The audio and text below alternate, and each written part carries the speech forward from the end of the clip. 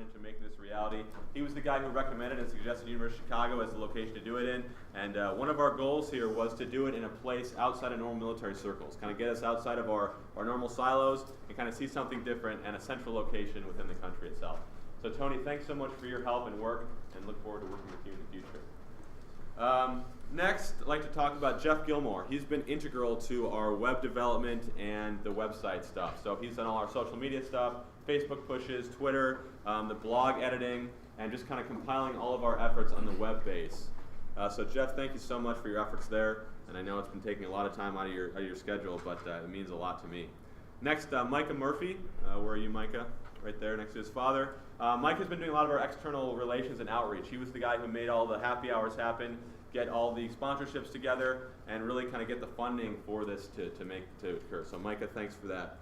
Lindsay has been coordinating. Lindsay Rodman, U.S. Marine Corps JAG, has been concentrating on getting senior leader involvement.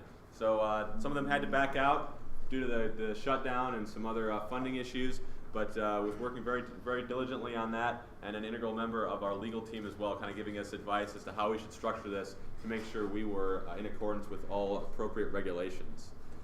Next, Mike Chrisman, Squirrel. He's a Marine Corps aviator and Camp Pendleton, so tough duty out in San Diego. But he's been working on the day-to-day operations, so kind of the real-time stuff that's been going on here in Chicago, getting all the registration organized, making sure the trains are running on time, and doing a lot of the legwork here. So Mike, thanks for all your efforts, and the quality of your work shows. Next is Nate Finney. Nate started out, and he was an integral member of the team to begin with. He kind of helped Tony and I kind of ideate over what this conference should look like, and was working with Lindsay on senior leader engagement, as well as kind of a big picture thinking type. And without his efforts, we could not have made this happen. Jason Wilbur has been integral to helping Jeff with a lot of the web development side. He basically built our website and kind of gave some frameworks for it. So Jason, thanks so much for that. Evan Johnson's been our guy on the ground here at University of Chicago, former Marine, that's right, former Marine, now a full-time business student in Chicago. Obviously the beard gives him away as no longer in the service. But he's been doing great work coordinating with the Veterans Committee and making sure everything was smoothly operating here at University of Chicago. Next, Roxanne, are you in the room? Guess she hasn't made it in yet, but Roxanne was integral to a lot of the blog posts, and she did a lot of interviews with guys like John Noggle and someone else I'm missing right now to put up, Tim Kaine, to get up content on our blog and kind of the intellectual powerhouse behind a lot of our writings. And then finally, last but not least, but Mark Jacobson. He was kind of the brainchild, and all of his ideas really made the ideation sessions happen. Organizing all the leaders, giving them training, making sure we had a focused effort on that, and he's kind of the brains behind all those efforts. So if we can get a round of applause for the 10 deaf board members, that we really appreciate it. So as we leave the conference tomorrow, we'll be sending out a survey, and on that survey will be a question asking if you're interested in helping us out with the future of deaf, being on the board, taking part in a more formal role. If you're interested, please let us know. We'll get you on board with the team and go from there. Also, I'd like to mention our sponsors, USNI. They basically sponsored the lunch yesterday, sent a representative in Sam Legrone, and been a great resource for us putting this conference together. SoFi obviously putting on the happy hour last night, and then finally the University of Chicago, giving us this venue, basically gratis in conjunction with the Veterans Organization. So obviously, great venue, great place to do it at, and we're greatly appreciated for that. Oh yeah, and Google as well for allowing us to use their Google Hangouts and the YouTube infrastructure with their Chromebooks and all the assistance they gave us there. Tony, do you have anything else to add? Any other thanks to give to people? No, I just want to say that this would not have happened without the leadership that Ben put forward. He's been, he's probably the one that talked to most of you, got you down here.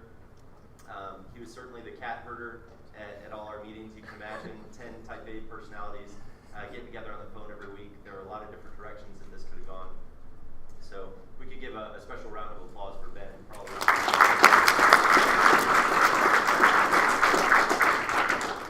All right, to kick it off, we're going to have our active duty entrepreneur panel. So if I could have Anthony, Jeff, and Jason come up here. Their bios are all in the speaker bios, but I can turn it over to them. And they'll talk about some of the things they went through in creating their ventures and some of the ideas that they've had.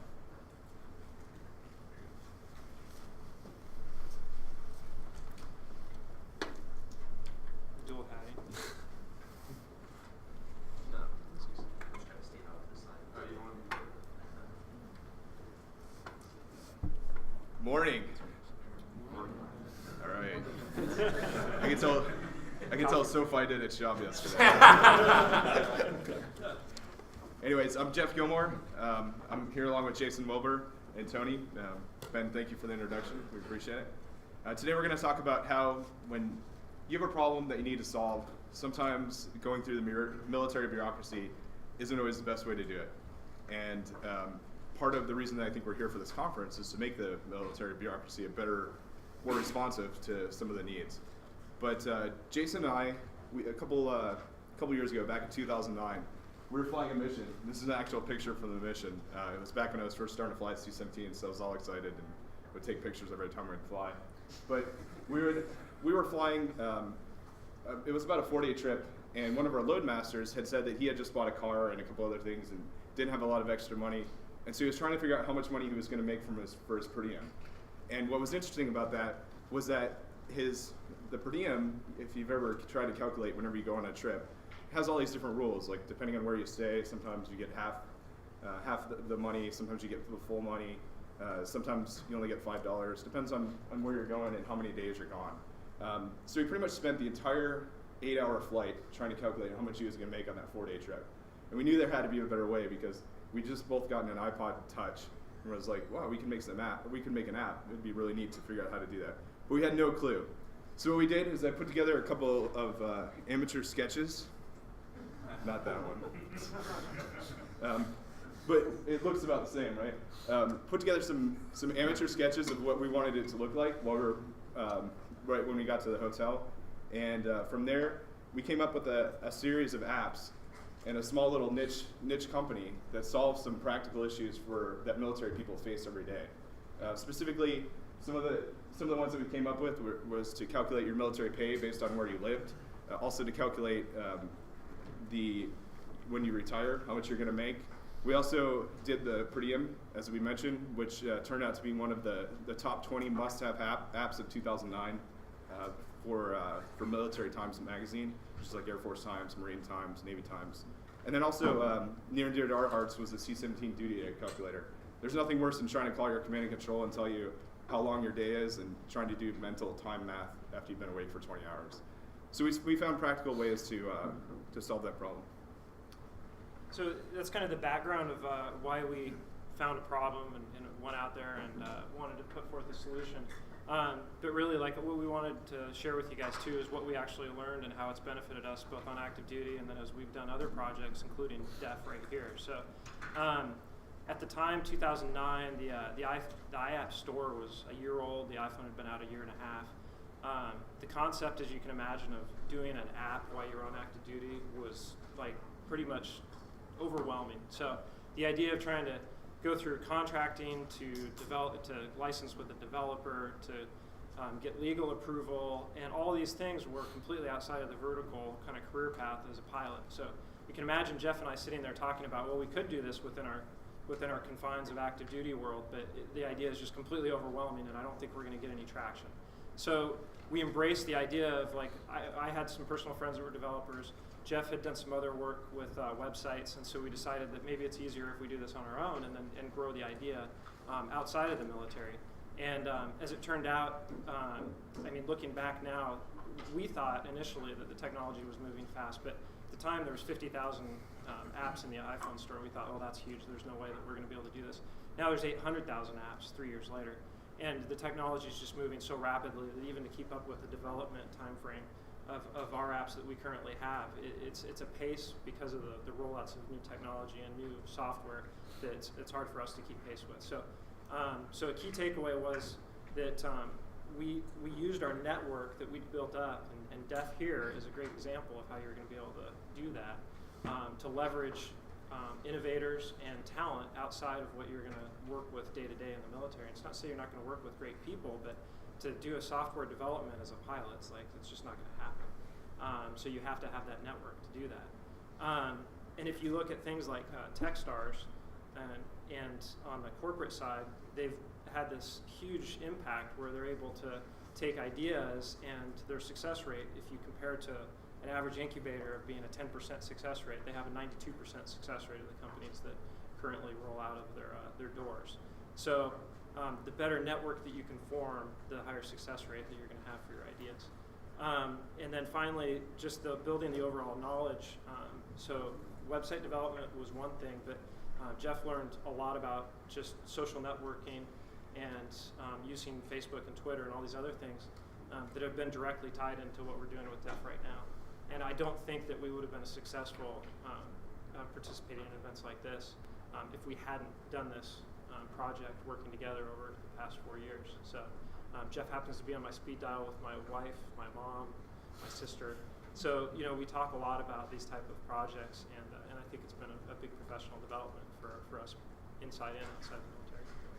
So next, Tony's going to kind of tell his story about his very successful app, which is growing pretty much every day and becoming stronger.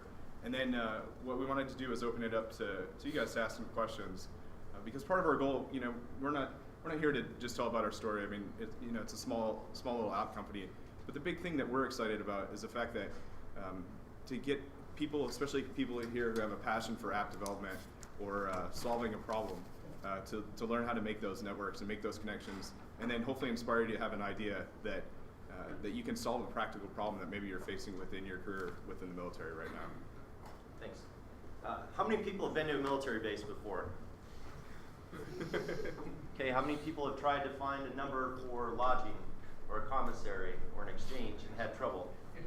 How many people have wondered if they'd make it there in time because they weren't sure about the hours? Okay, for those that are watching, a lot of people raise their hands. I had that problem too. In 2009, I was living in Yuma, Arizona. I was spending a lot of weekends out in San Diego, and every time I went, I had trouble finding the numbers that I needed. Not too long before that, I got my first iPhone, and I kept looking through the address book, and I'd saved 1 or 2 numbers, but I didn't have all the lodging numbers. I didn't have the commissary. I didn't have the exchange. I thought, man, wouldn't it be great if you could just open an app, looks just like your directory, pick the base that you wanted, select the category of service that you wanted, and then have the data there. And as things changed, it would automatically get pushed down to your phone.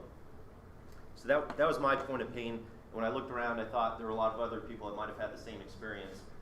So I started doing some research to see if the product existed. It didn't, and I started investigating how I could develop that myself. So I put a little bit of money aside. Started looking at potential development ideas. So I had a sketch as well. I thought, okay, I want it to be divided up into categories. From there, if someone selects food, they go over and they've got all the different options on base. When you select one of the actual options, you get more details. Maybe there are photos. Certainly MWR does a good job with some of their websites, but every branch has a different format. They all have different ways of putting together a URL. Sometimes they don't make sense. And then even within services, a lot of times the bases have different formats. And then on top of that, the PAO controls some numbers, and then MWR controls the other numbers. So I saw this as a problem, and I wanted to put it all together in one spot. So I did the initial drawings, started looking at the scope of the project, and then I went on deployment, so the project got put on hold. I met my now business partner, Billy Griffin. He shared the idea. We started developing this, and a little bit later, about a year later, we launched Military Traveler. And now we have about 60,000 downloads. Every month we save 30,000 people time. That's how many user sessions we have right now. We just launched a website, basedirectory.com. And it's been a great experience for me. I've learned a lot. I've made tons of mistakes. We get feedback from our users all the time, asking for more information or asking for it to be a little bit more accurate, and we're always working on that. So it's been a very valuable experience just on my own.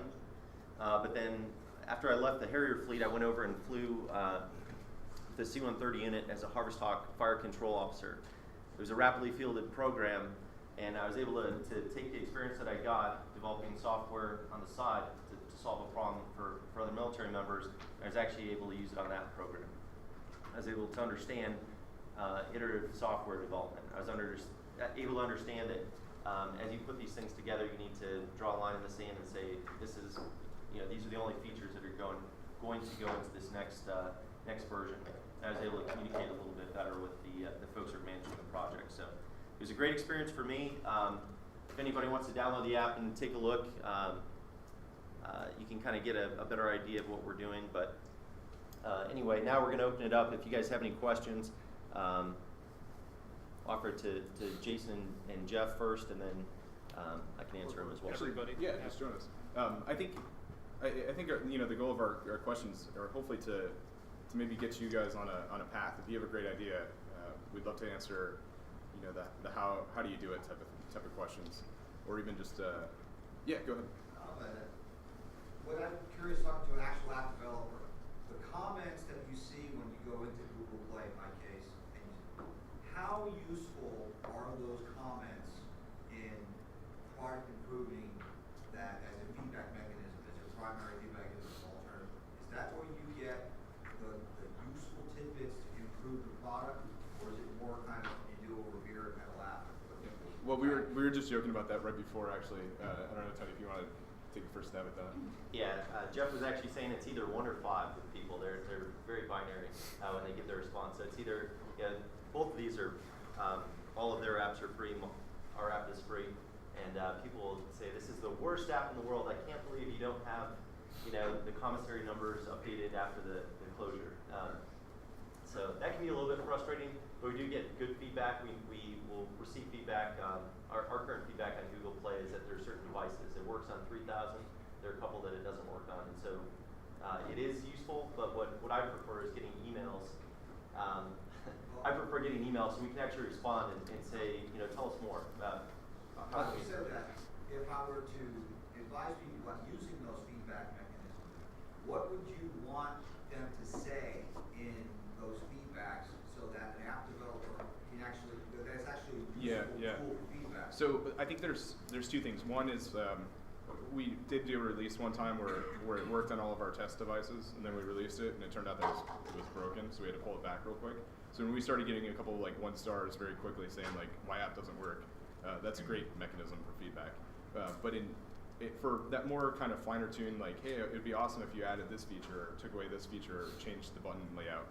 Most of that good constructive feedback comes from our email button that allows people to email. Whereas the app, a lot of times, it just seems like people just love talking and either making a name for themselves more than actually helping the developer to improve them. So an app developer, don't get hung up on that stuff. You're not really getting the useful tidbits out of it. Yeah, I think it's the overall trend. So if we've had a couple where people just tried to dog us because here we are giving a free app and it didn't have senior NCO submarine pay. All right, sorry. But go ahead. Yeah,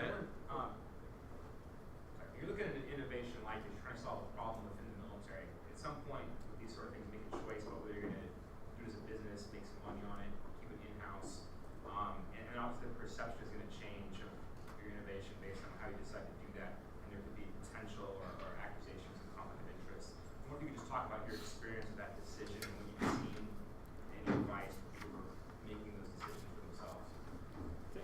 I think it's something that we struggled with a lot. Jeff and I have talked significantly about where that line is, I guess. So for us, that line was that we're going to keep it as professional as possible, and we're not going into it with the intent of starting this giant business. So there was definitely a self-education itch that we were trying to scratch there. We saw something that we wanted to be part of, developing apps and learning about that. And then we saw a problem where we could help other people that were in the military and give them a tool, and then maybe that sparks an idea for them to go forward with something else. But yeah, no, it's a fine line. And even now, this is the first time we've talked about it publicly that, hey, we're the people behind Military Lounge. Yeah, we spent 4 years, basically not doing much marketing at all for that specific reason, because we didn't think it was appropriate for us to go overstep our bounds, I guess, if you will. It's like ghostwriting. Could you talk about funding a little bit, just in that line? Tony, I know you've done some series, or not series, but fundraising or fund. I mean, what is that process?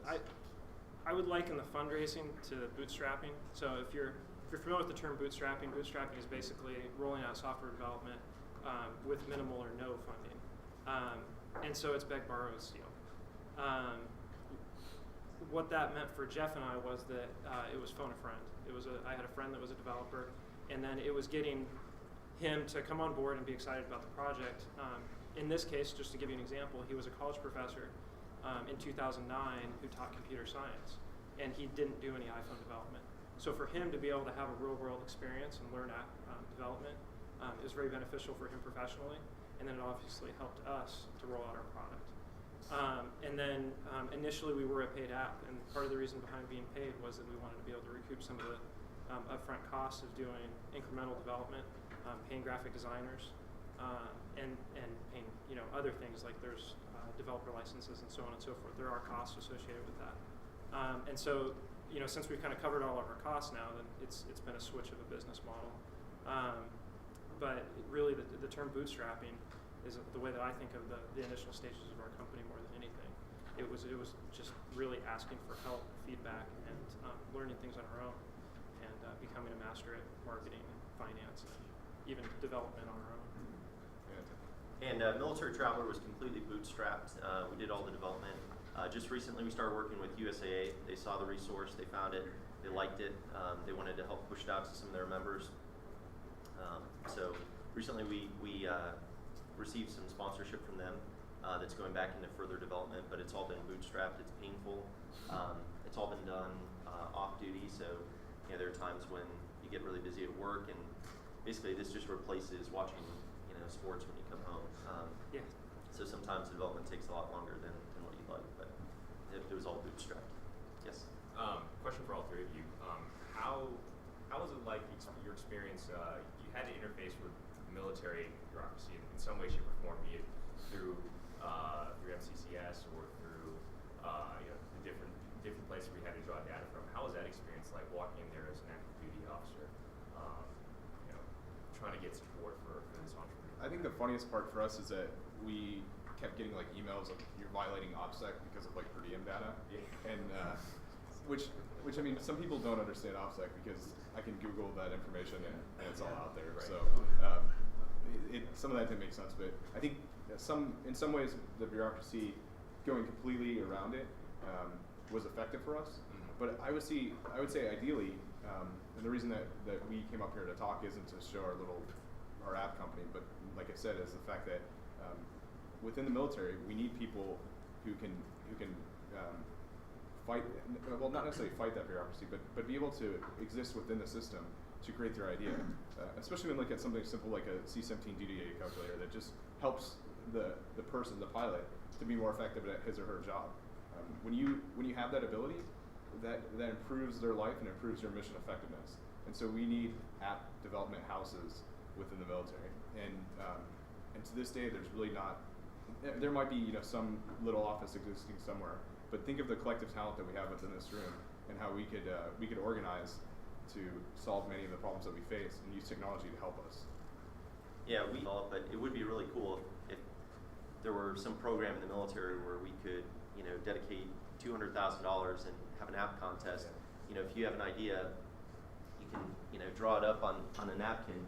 Just something really simple. It doesn't have to be in standard naval letter format, anything like that. Just draw your idea, have a contest, and then maybe 4 different teams would get $50,000 to develop and push it out to their communities. I think that'd be pretty cool. And likewise, how many 19 or 20-year-old privates or airmen that do you know that are out there that are super smart? They know how to program, and yet they're sitting in a finance office, or they're sitting in a maintenance office, and they have that talent, and it's unused, and that's basically untapped ability that we have within our force. So I really like it, just a second what you say. Like there's so many pain points, and it's always the people who are closest to the pain that want a solution.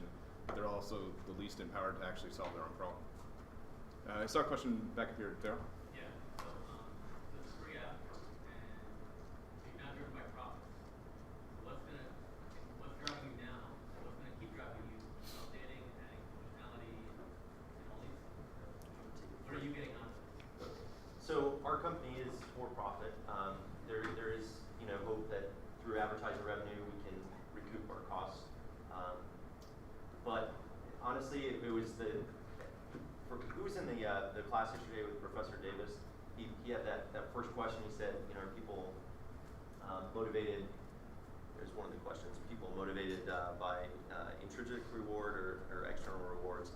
And and the app needed to be built. So that's why. I haven't taken a single dollar from it. I've been working on it for 4 years.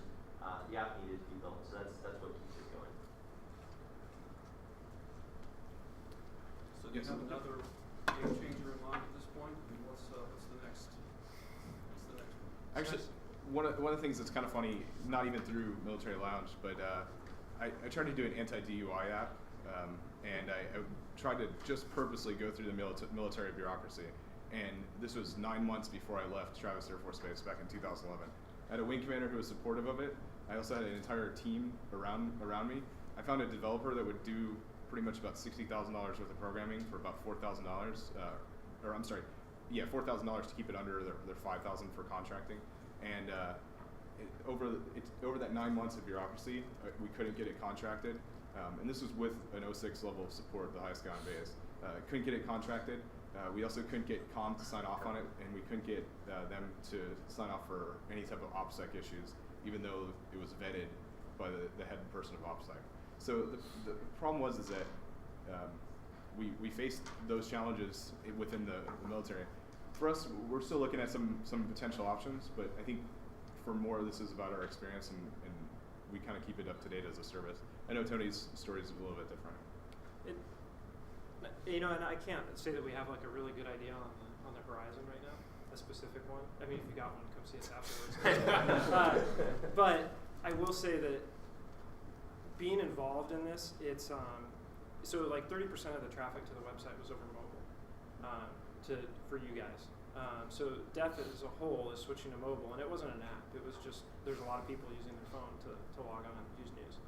And so if you're part of something, and at least in this case, from our frame of reference, we're familiar with the app development, which has opened up the ideas of other things as far as, well, how do we harness mobile traffic? People clearly are going towards that for their news, their military network, social medias. Almost beat a dead horse, but I think that just being in tune with this and then seeing opportunities as they come along, and then refining things is kind of where we're at right now, versus having the next big idea, and then having the bandwidth to execute that when we're both getting more busy in our careers. So, yeah, we've been toying around with a couple ideas. One of the great things that have come from going through the development process is, now if we do have a new idea, we can go through all the different steps very quickly, and it continues to just get faster. So, know how to set up an LLC, know how to set up business bank accounts, know how to reach out to people, work with developers. I've learned how to communicate in a different way instead of, like this certainly helps as a first step of being extremely detailed as you work through and tell exactly, as you're working with the programming team, telling them exactly what you want, how it should look, how it should function, how long things should take. So we've gotten much faster in our process of innovating. And all of that saves money, and I think us doing it on the side, we have a greater appreciation for how to conserve resources, such that whether we do another app within the military, outside the military, being detailed, like you said, helps us make sure that we use the programmer's time effectively. Probably have time for just a couple more questions if anybody else has anything. Yeah. Any thoughts on the Apple versus the Android universe? we were just talking about that actually. We intentionally stayed away from Android initially, and then actually Windows wanted us to develop for a while too. I was getting emailed by Microsoft a lot. And the problem is that, resource limited to be able to roll out multiple apps in Android and iOS and be able to support it just wasn't realistic for us. We had an iOS developer, we didn't have an Android developer. We ended up finding one, but to be able to support that network of apps was a little bit difficult. So I think that moving forward, Android's such a huge piece of the market that you have to look at that, because you're just eliminating basically 70% of the market by not going towards Android. But iPhone, I think I would still release my initial app over iOS because it's a much more controlled environment, and the feedback's better, and there's less bugs, and there's less errors, and there's less devices that have unique screen sizes and different hardware. And so it's kind of a multifaceted rollout, if you look at it that way. And then you were talking, you have an Android app. Yeah, so we do both. Android is a little bit tougher to develop for just because there are so many devices. Last time I checked, I think there were about 3,000 that the app worked on. Whereas with iOS, it's a little easier when you have iPod Touch, iPhone, and then iPads. iOS, it's a little bit frustrating because you have to submit and then you wait maybe a week for it to get either rejected or accepted, and then get pushed out. It's a very clean process. So it's kind of easy. Android is really nice because you can develop and push it out to devices immediately. So pluses and minuses for both. But obviously both have so much market share that you have to be willing to send them out to both. The other thing too, until recently, the iOS market on a monetary basis for people actually spending money was much higher, but that's starting to level, especially now with how Android's been able to penetrate the marketplace a lot better. Thanks. One, you said, this is more an institutional information question. One, you said you couldn't get comms, I think, through to sign off on offset. You could talk about the anti-contract. Right. So what was that period? Could you ever trace the rate on offset? So a lot of these concerns are like, I don't even know if they're real concerns, and we started getting to a point where we were asking, can you show us that in the reg where your specific concern is? Because a lot of people were saying, hey, this phone could be on there, it could potentially track. The whole concept is that you'd have a red button that if you were drunk and you needed a ride home, you'd open up the app because you probably don't remember a 10-digit drunk drive or number to get home safely. So you press a red button, it activates your GPS, locates where you're at, and then they have a person at the command center that says, hey, we'll either send a cab to that person to get him a ride home, or if the Airmen Against Drunk Driving bus was driving around, we'd pick them up. But if that person with that phone walked to another bar, we would know where that person was at to make sure he or she would get home safely.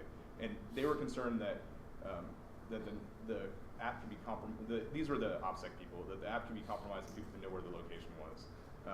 And it ended up kind of getting resolved, but then it went to the contracting issue, and so it felt like I was trying to triangulate these multiple problems. If you want to know where, I don't know, I was the Navy, if you want to know where car sales are around, Right.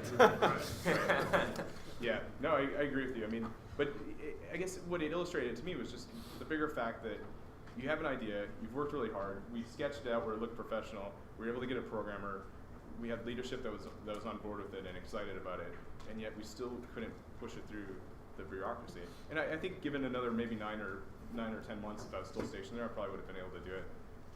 But that level of frustration was still there. Yes, sir.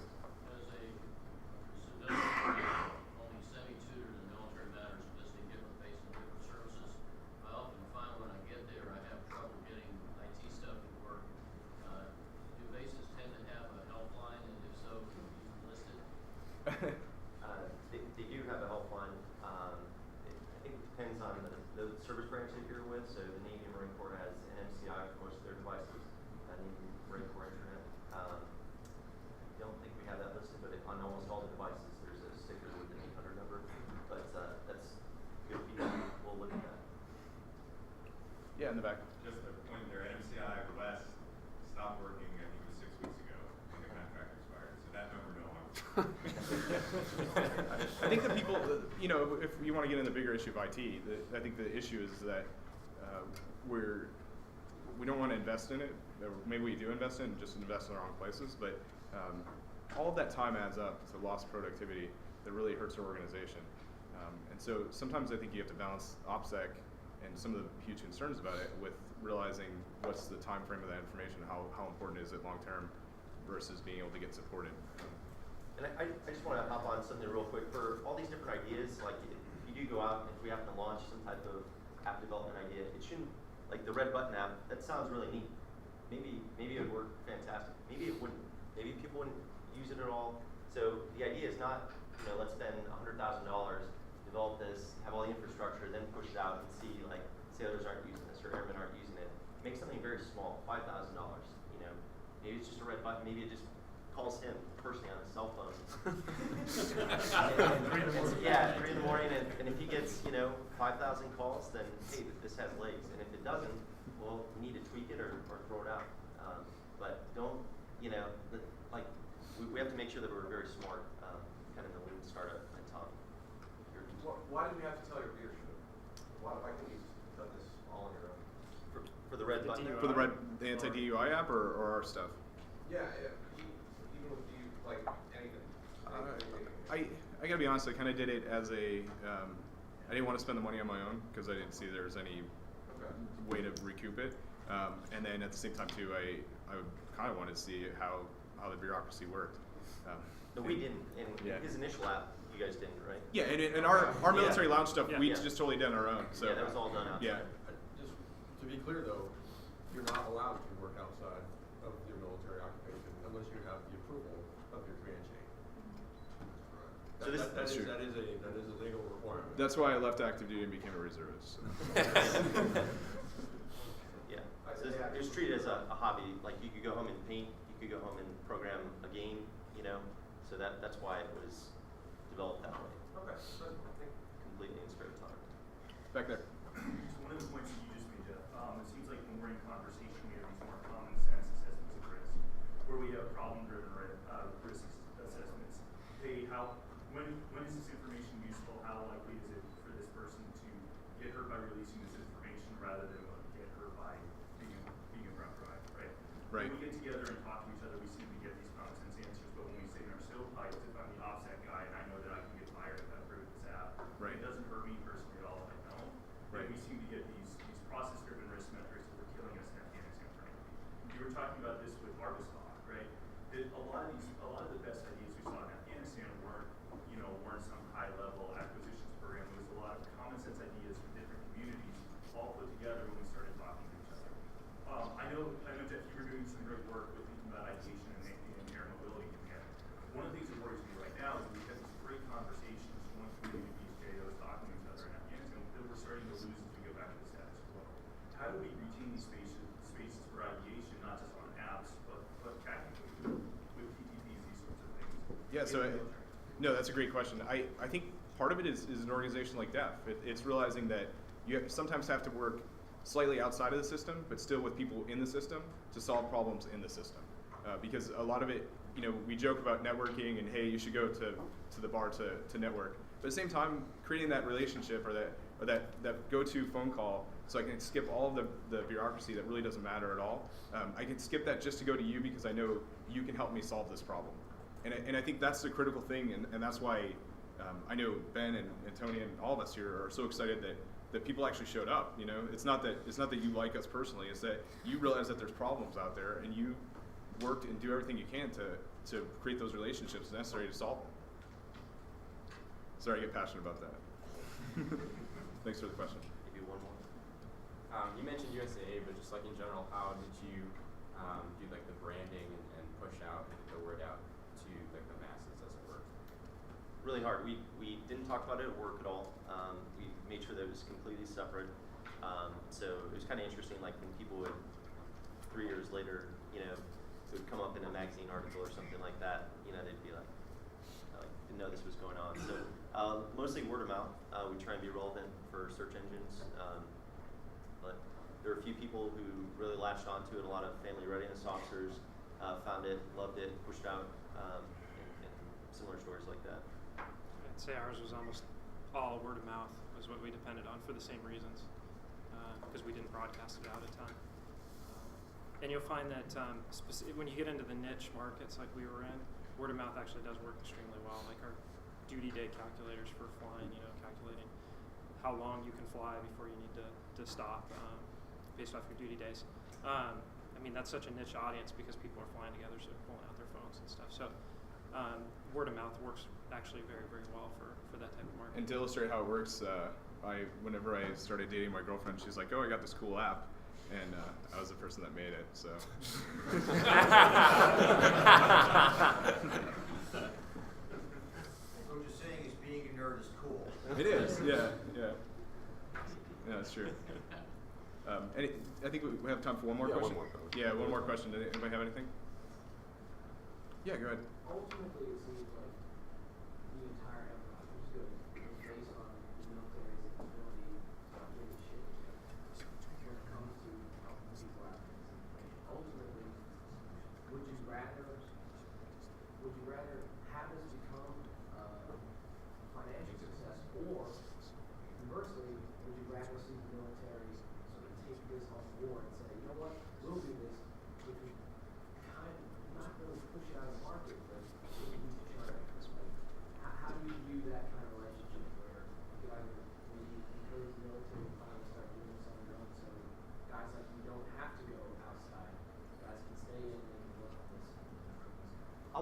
crack at that. So they're not completely screwing it up. I mean, it's a big organization that's made to fight wars, not provide per diem information or anything like that. So this is something that does take people time to find the information, but there are websites that are out there that the DoD puts together. It's just not their main focus.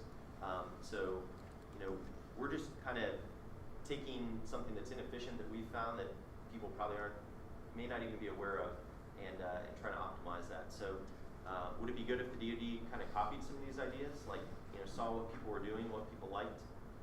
I think so. I think it'd be a good service, and I think they could save a lot of people a lot of time, which ends up saving them money or keeps people focused. If you're trying to arrange a trip and you're spending an hour on a government IT system looking up that information, or if you can find it in 2 minutes, well, then you're back to your normal job, or you're going home earlier and spending more time with your family, those types of things. So I think there's a lot to be gained, and I think that the government should, or the DoD could really, just take a look at what people are doing, what people want, ask them, or take a look at the ideas that they're putting forward, and then putting a little bit of horsepower behind them, saying, yeah, we like this. Here's a little bit of development money, or let us help you with this. We can put it on our servers. We can advertise it for you. I think the Army is coming up with an app store, so maybe they can host on the app store or something like that. I think the other thing too is a lot of times, even in your question, not to call you out about it, but we always use third-person pronouns instead of saying you, me. How can you and I fix this? And I think part of this conference too is us taking on that challenge, and also that opportunity to fix some of the stuff within the system. So instead of having to create a little company that had a good time, made a little bit of money, and had fun, but solve this problem within there, and you, me, and everyone else out here actually try to find tangible solutions to fix this problem of having a difficult time creating apps. And I think the short, if there was a program at the time when Jeff and I were going to develop this, so let's say like the Techstars type program, if that was out there, Jeff and I probably wouldn't have had the conversation of going to an outside developer. So let's frame it in that respect. If we were sitting up there at Cruise, hey, we've got this idea, we want to develop an iPhone app, and we knew that there was an outlet for that. Let's say it was in Washington, D.C., and they had developers in-house and all the expertise, and all we had to do was come in with the idea. We probably wouldn't have tried to go outside to do it. So, but the technology evolved so fast that at that time it was a little unrealistic to have that set up. So the short of it is that I think that if you create that mechanism to support the idea, and it's not just submit the idea, it's actually support the idea and execute it. It's kind of, if you build it, people come type aspect. I think that's all the time we have. Thank you. Yep, thank you. Nice job, guys. All right, we're going to take a quick 5-minute break, get some water, grab some coffee, use the head. We'll come back and introduce our active duty, or our veteran entrepreneurs, and get some more discussion about starting your own company.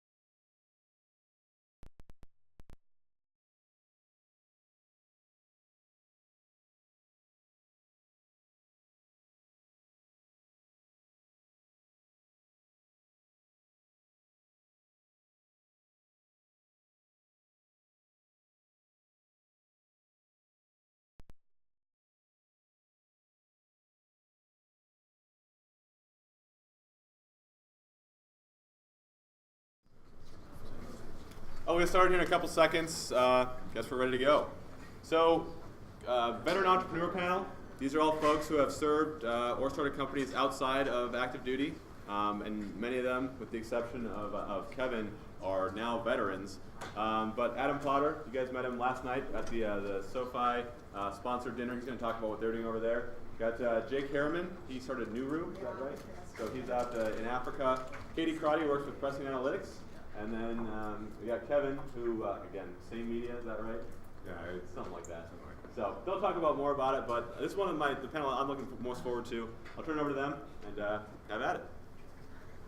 Okay, I'll kick it off. First, we're all very excited to be here. I think we're going to do this pretty informally.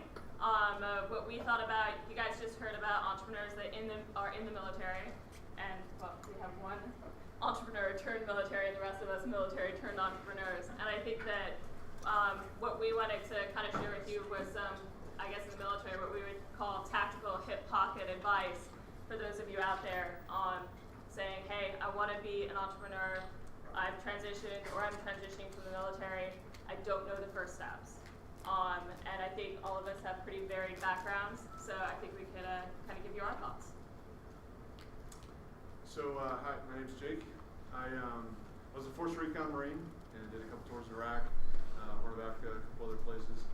And while I was in, my experiences in combat really showed me kind of a disturbing connection between this growing insurgency and movement, terrorist movement, growing cells, and the desperation and the conditions found in extreme poverty. I began to see a lot of the guys that we were fighting, especially during the invasion, during the early days, were just kind of poor farmers. And the more we looked into it, the more we found that a lot of them were, you'd have a jihadist or a Fedayeen soldier come to their hut and say, hey, look, we'll feed your kids, we'll get them to the madrasa if you pick up this weapon and go fight these guys 10 miles south of here. We were fighting these guys by the hundreds and thousands in many cases in a lot of the towns we went through. And I saw the same thing again and again, even when I went back and did some capture kill missions in the North Babil province in 2005. And so I began to think that perhaps maybe I can make even more of a dent in the war on terror by tackling it from a different flank, by taking on what I believe is one of the leading contributors to the proliferation of terrorism and instability around the world, which is extreme poverty. And so made a really difficult decision and left my brothers, many of them still fighting now in several of the places that you all either are or have come from, and decided to try to build something that could take on extreme poverty and to try to help the problem from that end. But what I quickly learned was I became really overwhelmed. I mean, I had an engineering degree from the Naval Academy. I didn't know the first thing about the science of poverty or about how to start a company, about any of that stuff. And so I did a lot of research to try to understand who were the players out there fighting extreme poverty, what was working, what's not, and why, and began to build a lot of good ideas.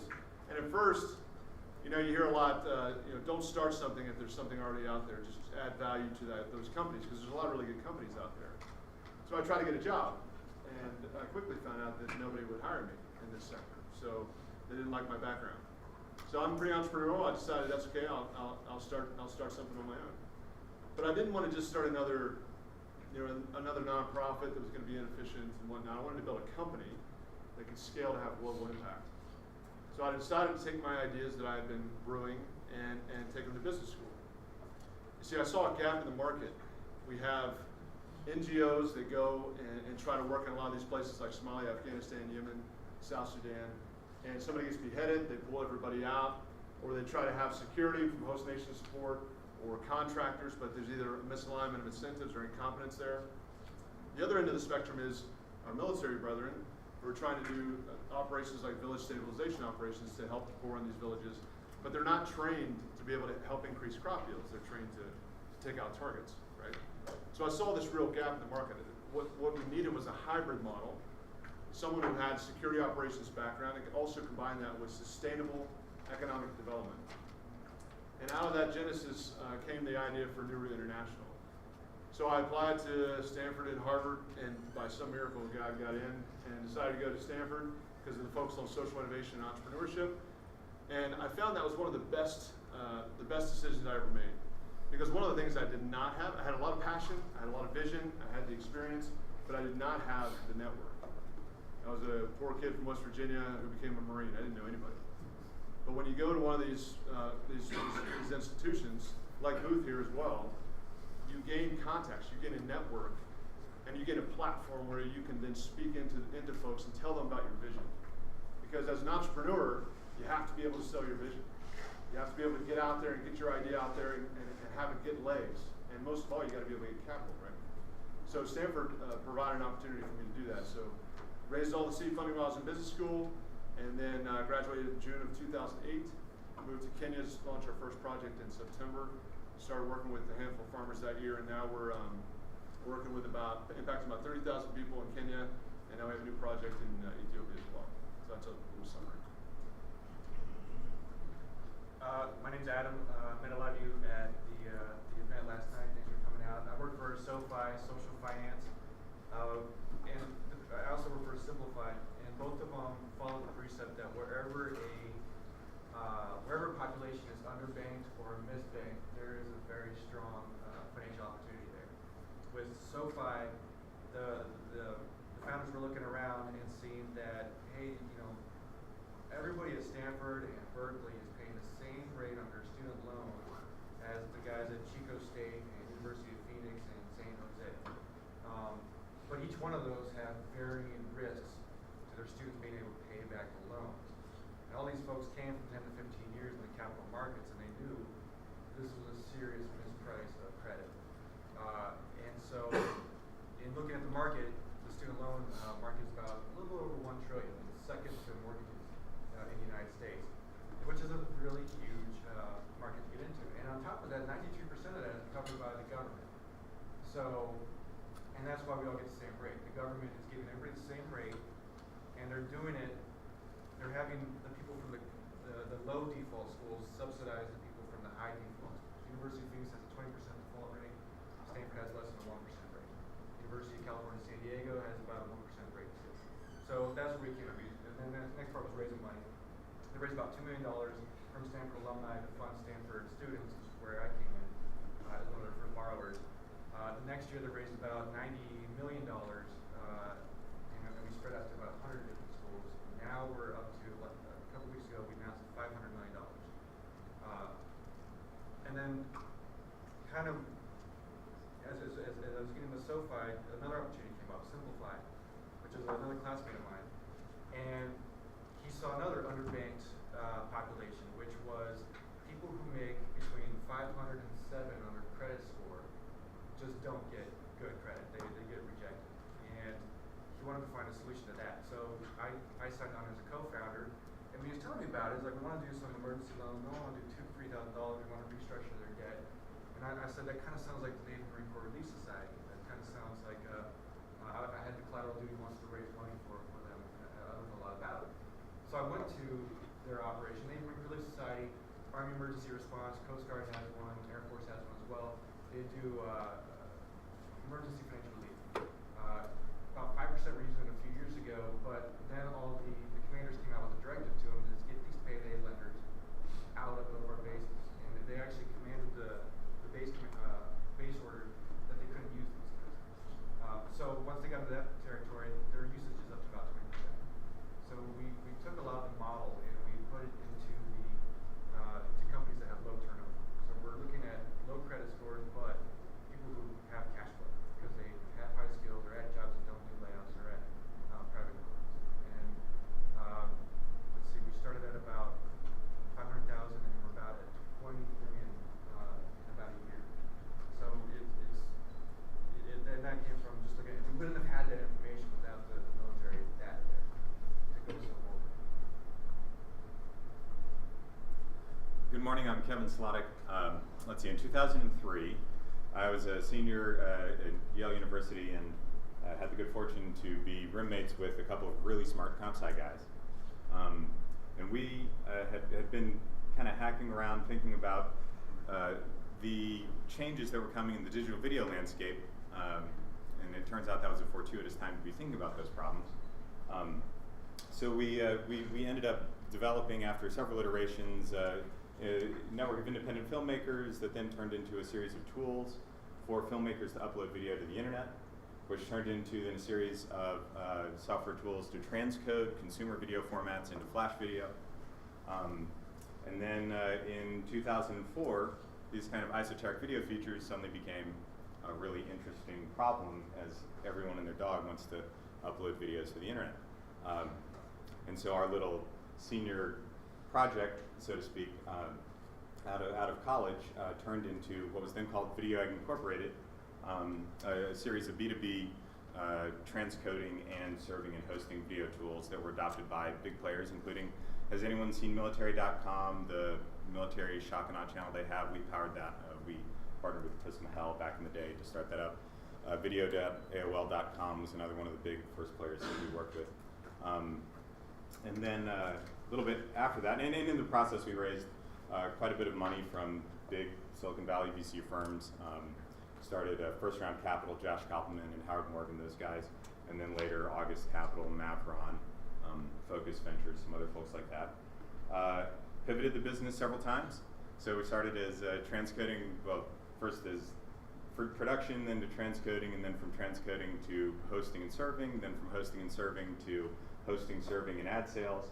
And then that was when we really figured out that the sweet spot for that business was on the ad sales side. So by 2005, 2006 timeframe, we were serving rich media flash advertising on a variety of sites, from the Los Angeles Times to Dogster.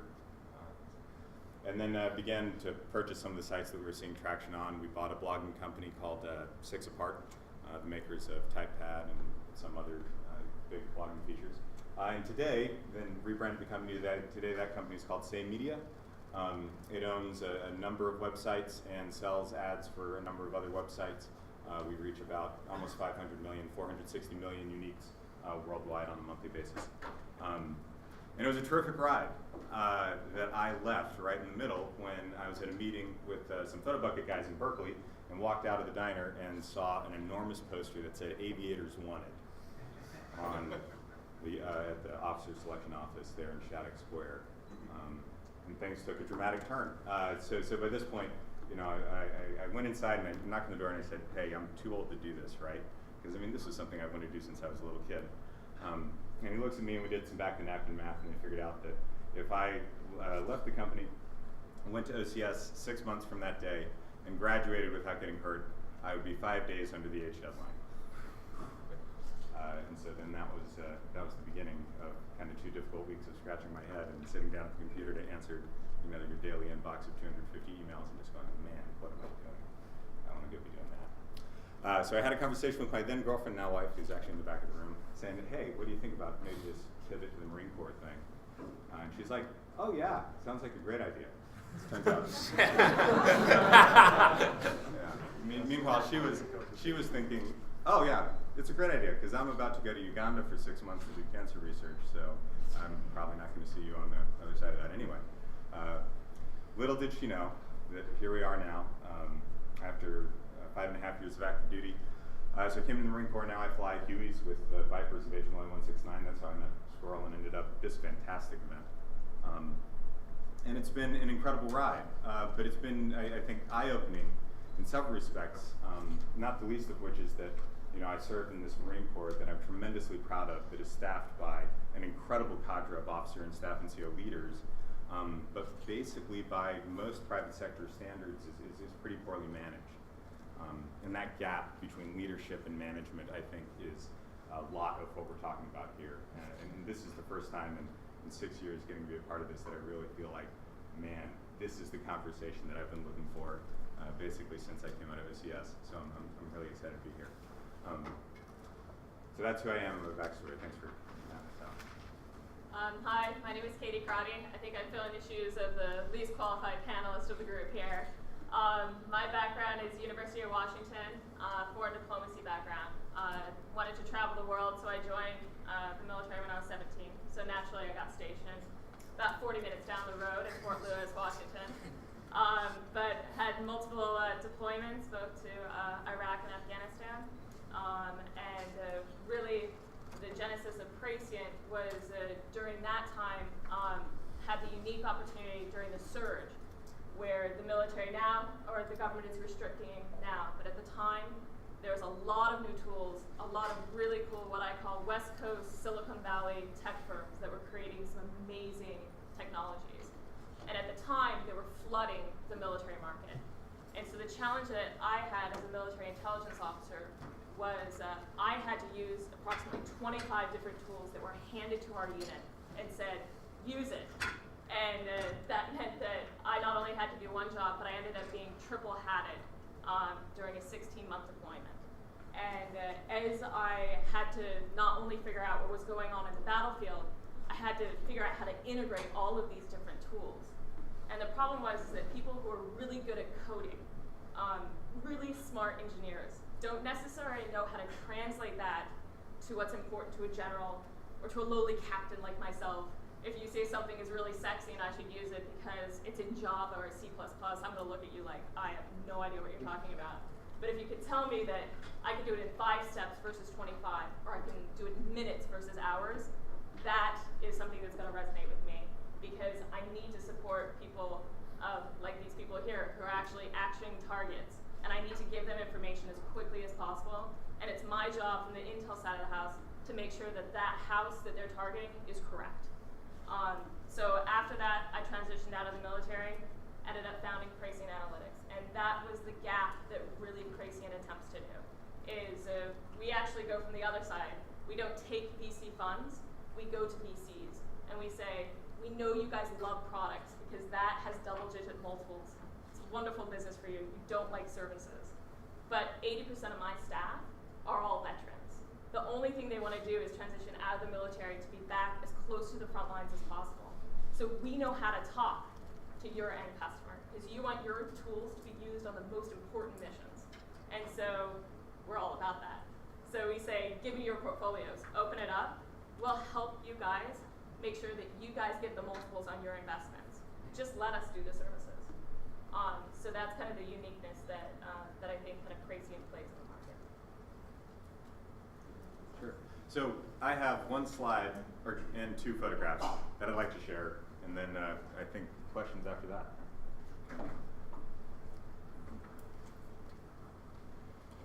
Press B.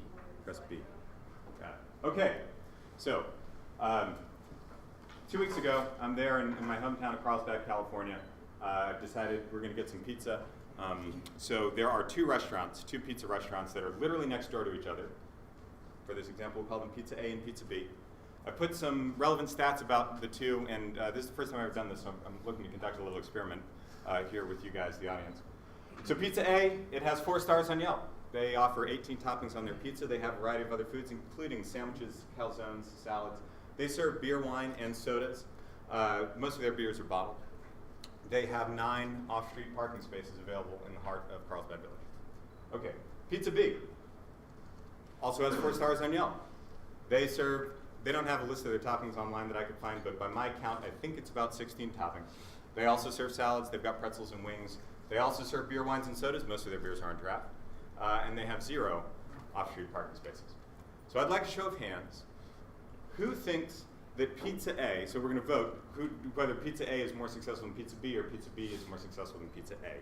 So who thinks Pizza A, based on what we see in our bulleted list here of the requirements for the service of the function of pizza restaurant, is winning this door-to-door battle? Pizza A votes. Okay. How about Pizza B? Who thinks Pizza B? Park next door. Right. All right. And then I guess one last question. Who would say they're probably doing about the same? I mean, very similar products right next to each other, very similar offerings. Yeah, reasonably good chance. Okay. Here is the dining room at Pizza A on Friday night. This was Friday night 2 weeks ago, around 5 p.m. Pizza Port, right there in Carlsbad. Love this place. Here, next door at New York Pizza, here's the dining room of New York Pizza. Same time. I took those 2 pictures about 5 minutes apart. I think there are a lot of lessons here, and I don't know that I've learned them all. But one for the entrepreneurs I would offer is the difference between this and this has a lot to do with vision, it has a lot to do with story, and And it has a lot to do with some unique insight that the guys at Pizza Port have in terms of what the market wants that the guys at New York Pizza Next Door may not have, right? For the military folks in the room, I would offer the requirements process where we start by bullet listing all the things we want something to do and expect it to accomplish the results that we're looking for may not be kind of conceptually effective really at all, right? Here we've got two pizza places that look pretty similar on paper, one of which has a dramatically different rate of mission accomplishment than the other. So to the military folks, I think this is our challenge. How do we handle the structural issues that take the information that Pizza A has and Pizza B doesn't and throws it out? And we do that at an industrial scale. How do we get that information back into the process? How do we make those feedback loops work?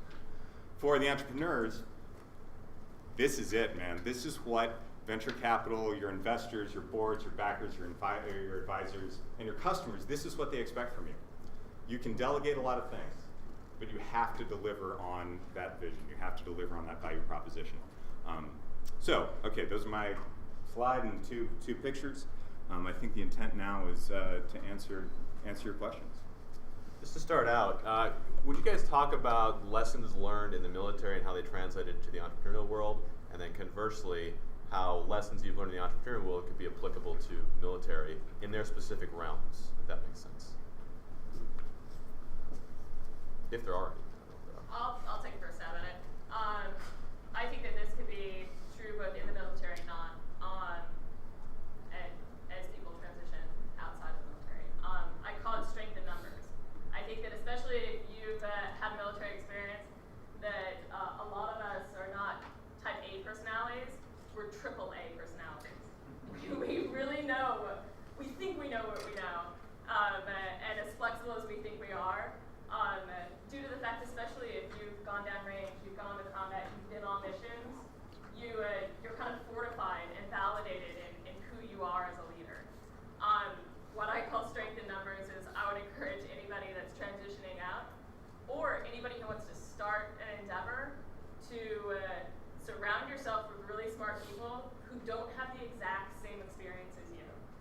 So if you're in the military, don't only have military leaders, don't only have your friends, don't only have your family. So for me, when I started Praesian, I hired a Hollywood agent who used to be the agent for Shaquille O'Neal. And I hired her as my COO. She transitioned from there into media marketing, and she knew how to do recruiting, HR, finance, legal.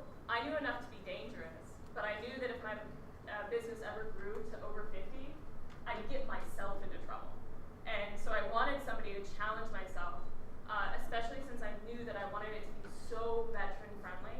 I have 150 people right now working for me across 9 countries, 86 locations. I needed somebody to challenge my loyalties with fiduciary responsibility. And she keeps me in line. And I need that. So that'd be one.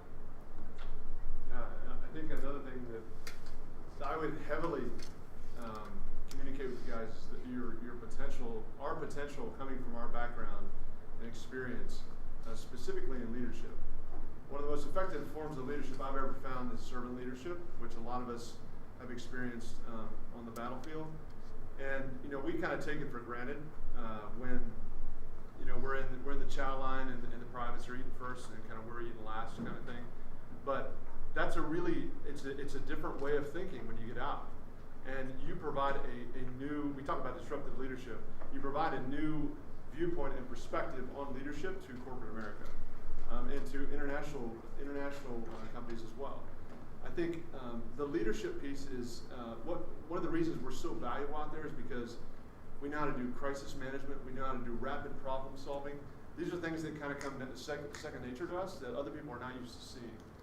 And I think when I came out, I definitely have heavily undervalued my own potential, my own ability to be able to operate in the sector. And I think I find the same problem that a lot of my friends have the same kind of issues when they're coming out. They underestimate their value in the marketplace. So I would encourage any entrepreneur who's getting out there, you provide a huge value add to any company, whether you're joining a company or whether you're starting your own company. Visionary leadership and servant leadership is very powerful in the marketplace.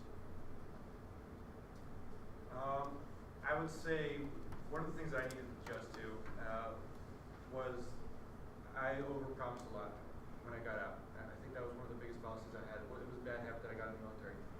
Because in the military, you're used to, or that I didn't adjust to at the military. In the military, you have so many resources, so many people, and if you have the rank, you can get a lot of things done that you don't realize that those resources are what really made those things happen as much as they did. So when you transition and you're in a startup and you're like, yeah, I can do that, yeah, I can do that, yeah, I can do that, and it's the next day and you're just dropping the ball. It takes several months to just kind of get used to, understanding how many resources you used to have and how few you have now to start up. What you can actually do. On a positive note, though, what we do really well is the culture thing. Now that we're growing and we have more people, we were located in Palo Alto and we in San Diego. As we started hiring more people in the Palo Alto office, as of a month ago, as things started ratcheting up, it's, hey, Adam, I need you at the Palo Alto office. I don't have that power that you do. Just make people feel confident about what we're doing and have the understanding of there's a mission, there's a purpose. I just don't do it. I'm a banker. I need you up here. Because in a startup, the last thing you have is certainty for what the next thing is going to be. And we have that in us, that charisma and that belief in what we do that we can instill when we're around people.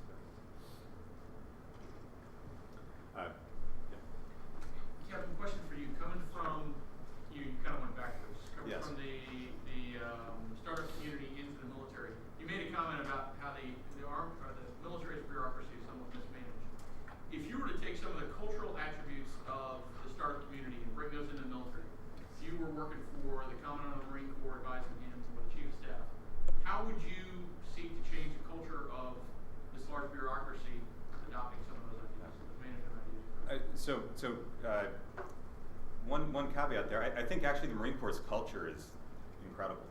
And to stop on what some of these other folks are saying, that the quality of people in the military, in my opinion, is not the problem. I've been really impressed with the quality of the folks that I get to work with. I think conceptually where we have trouble is we are an organization that is tremendously, almost unprecedentedly insulated from feedback in almost every meaningful way. And that's what really frightens me. Because at some point when you're insulated like that, you lose the ability to iterate, you lose the ability to, do all the things that we talk about. And then I worry how big a shock does it require? Start thinking of the counterfactuals. How big a shock would it require to dramatically change the way we do business? What would have to happen? And what in the world even has the potential to put us under that kind of pressure right now? And I worry that when we arrive at that situation, that we may not have the flexibility to respond to it. So how do we build feedback? How do we build these feedback loops where meaningful change is possible in a fast way? So I think kind of the first thing is figure out your metrics so that you're evaluating your commanders on what they are required to do on the battlefield. And provide a framework where they have to adapt what they think they're going to have to do on the battlefield to something maybe that they haven't thought about, and look at how they change to that. And our wargaming and our exercises have to get better in that respect. And then tie every other part of the support organization into that. So as we were talking yesterday in our acquisitions panel, if you want to give me mission type orders, I need to have fungible resources. I need to be able to turn too many people into more and better equipment, the wrong equipment into the right equipment, and I need to be able to do that as the guy you're giving mission type orders to. Because if I can't, what do you expect me to do? Okay, here I've given you all of the parameters, and now I'm giving you a totally new problem to solve. So I've got nothing fungible. Well, I'll go out there and kludge through it. But I think kludge is a pretty good adjective for how we do a lot of this stuff. So with real feedback and fungibility, I think a lot of these problems solve themselves. The worst inefficiencies go away really fast in those kind of dynamics. And when you look, that happens on the entrepreneur side when we step back from the ecosystem. We've got a lot of companies competing in a lot of spaces, doing a lot of things. Some of them do them well and some of them do them badly. But that pressure creates a lot of quality in the ones that are succeeding, like we saw with this example. So from with the caveats about, you know, I'm a captain, I fly Hueys, I've seen my little slice of the pie. That would be, if I got to pitch to the big guys, that would be conceptually what I would talk about. To your point though, one more thing on top of that, a simple thing like 360 feedback forms, great. I mean, can change everything. Like we started doing, we pattern our kind of HR systems off like Google, Facebook, what they're doing. They do these 360 evaluations. If we were to do that in the Marine Corps, maybe they do now, I don't know. I've been out of You're already in the Marine Corps, bro. That's great. That's awesome because I think, you know, if the leaders can admit they're wrong, you know, if I as platoon commander or company commander or battalion commander, whatever, can admit that I'm wrong, you know, and I can have part of my evaluation depend on how I'm being reviewed by the guys I'm leading, I think that's a really powerful motivator for change from within. Hey Kevin, you and I have talked about this, but like, can you expand on the difference between leadership and management and how we're doing well and how we're doing poorly? Sure. So I would say leadership is behavior that inspires the willing obedience to orders, right? I mean, we talked about this Marine Corps 101 stuff. And we do that really well, partly because we talk about it so much. Management, I would say, structures, processes, an environment, an organization that achieves efficient effectiveness. And that's the part where it's like, you know, just not there. So that would be how I would contrast leadership and management. How does that like translate? Like, so like you take a battalion commander, he is hand selected to lead, you know, largest tactical, you know, unit we got, but yet he can't purchase tablets. Yet, you know, with these new programs, he can't, you know, put his people. He can't hire people. He can't fire people. He can't, you know. Now that control is taken away from him. Now it's at, you know, manpower. His resources aren't fungible. Yeah. I mean, so my squadron commander in Afghanistan, fantastic. I've never worked for a better leader. I couldn't imagine a better combat leader. He's got, what, $500 million worth of capital equipment and 500 Marines. He cannot sign a $300 check. He can't sign a $3,000 check. This is insane. I mean, we were 24 and had many tens of millions of dollars of venture capital and the ability to acquire what we needed and respond in the way we needed to. I mean, I don't, you know, that's, yeah, big knockers. Can I ask,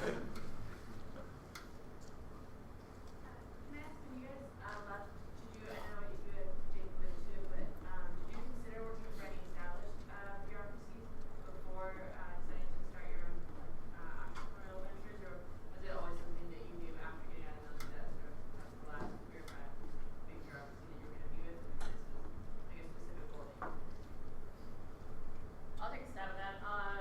So I was in the military when I transitioned out. As any good intel person does, where do? You go to Washington, D.C. So without any real additional thought to that, I said, well, I know I'm going to move from Washington State to D.C.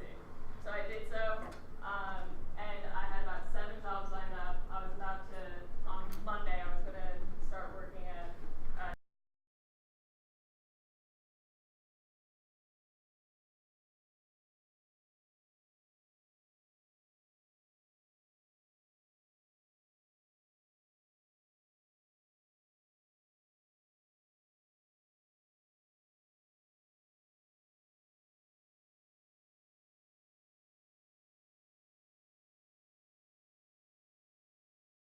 I don't have a job title for you. I don't know where we're going, but I like essentially the cut of your jib, and will you join me in this endeavor? And it happened over the course of maybe 90 minutes. And I ended up, it was such a unique pitch. I was like, when you do job interviews, especially coming outside the military, you kind of know what you're getting into. They're going to ask all about your past performance. You need to translate it. It goes very formulaically. And he just went the entirely different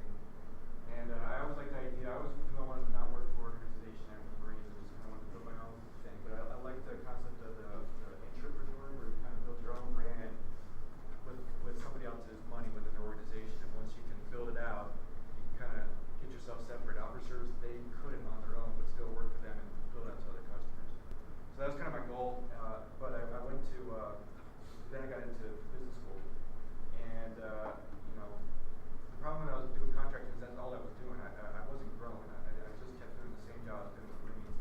My whole goal getting out was just to be able to reinvent myself while I was, you know, in my 30s. So sure enough, it just coincidentally enough, just as I was about to graduate and pick a new life, the contractor called me back up and said, hey, you know, we have a gig for you. They're waiving $10,000 for just a 1 week assignment. I was like, it's great. And I called this dead. And they said the date, it was actually my graduation date for Stanford. And I was like, that's just symbolic. I just need to get away from this. I turned it down.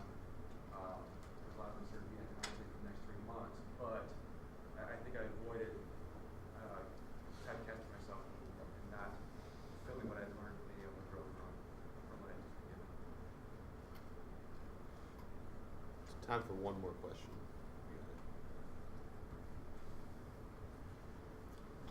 Or we'll end here. All right, thank you so much, y'all. Really appreciate it.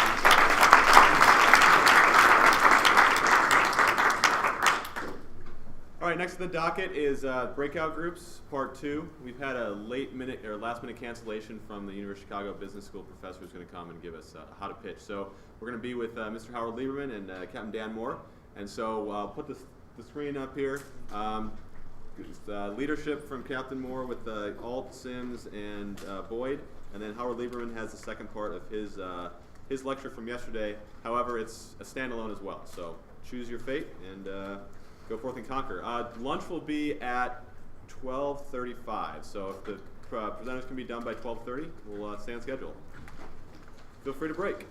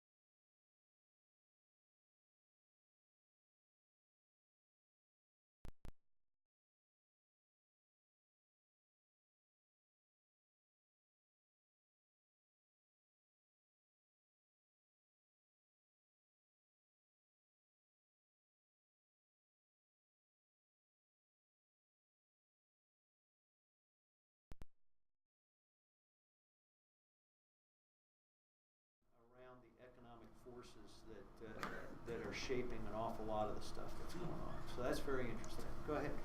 Neil Bain, work on national security policy at the Heritage Foundation. Oh, the Heritage? Oh, I'm trying to remember one of your poobahs. Cordesman? You think that's CSA? Sorry. Anyway, but you guys are right by Capitol Hill, aren't you? Yeah. Yeah, okay, I've been there. I just can't remember. Anyway, it'll come to me in a minute. You just sat down. Please let me know a little bit about you. We're going through introductions. Welcome aboard. Well, I'm Matt Hipple, Lieutenant, United States Navy. Mix it up monsoon, and in about 20 days I'll be certified. Next Gen War is one of your... Next War, yes. Next War, at, yeah. Center for International Maritime Security, which is some guys from Georgetown, USNR, and USN. We put it together as an attempt to, you have the USNI, which is United States Naval Institute, that we thought is, hey, let's try to create something that takes not a more international perspective, but takes more of those people and tries to put their perspective on the table so you could look at it and better inform your decision making or your own perspectives on American policy, and shamelessly talk endlessly about technology because we're young. Okay, great. Sir. Brian Lindsay, C-17 guy, stationed at Scott, been at Office, Travis, and Dulles for parts of my career, but now I'm a lean practitioner.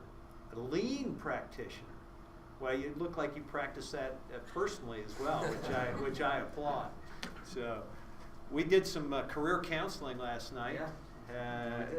So that'll be good. Tell the group a little bit about you. Josh Banker, I'm at Camp Lejeune right now. I'm serving as the intelligence officer down there for 7 tanks. Previously with 3 a few months back.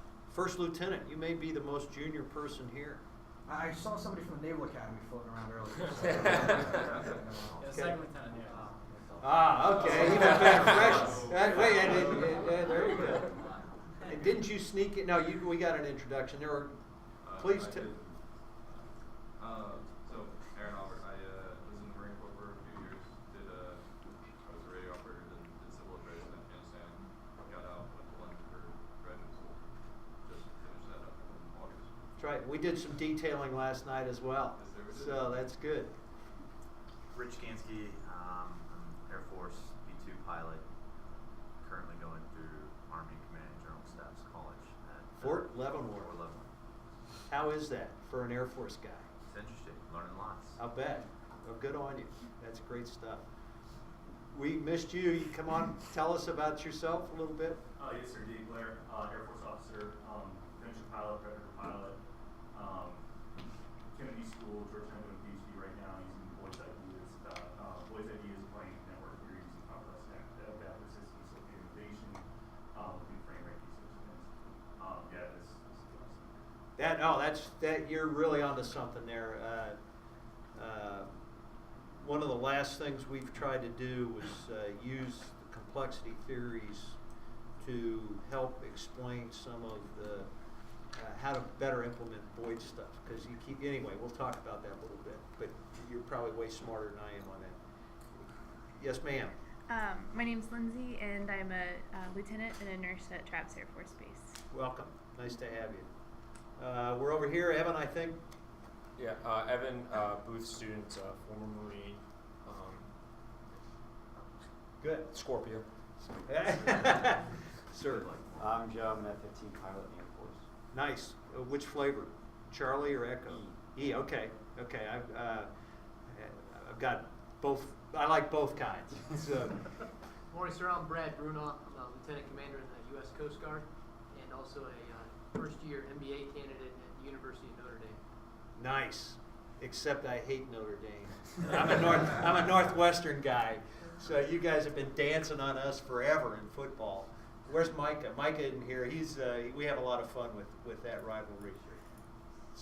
Sir, Jordan Moss. I'm an Air Force officer, currently down aboard NAS Pensacola doing combat systems officer training, CISO training. It's a navigator, new navigator. Kind of like okay. What platform are you in?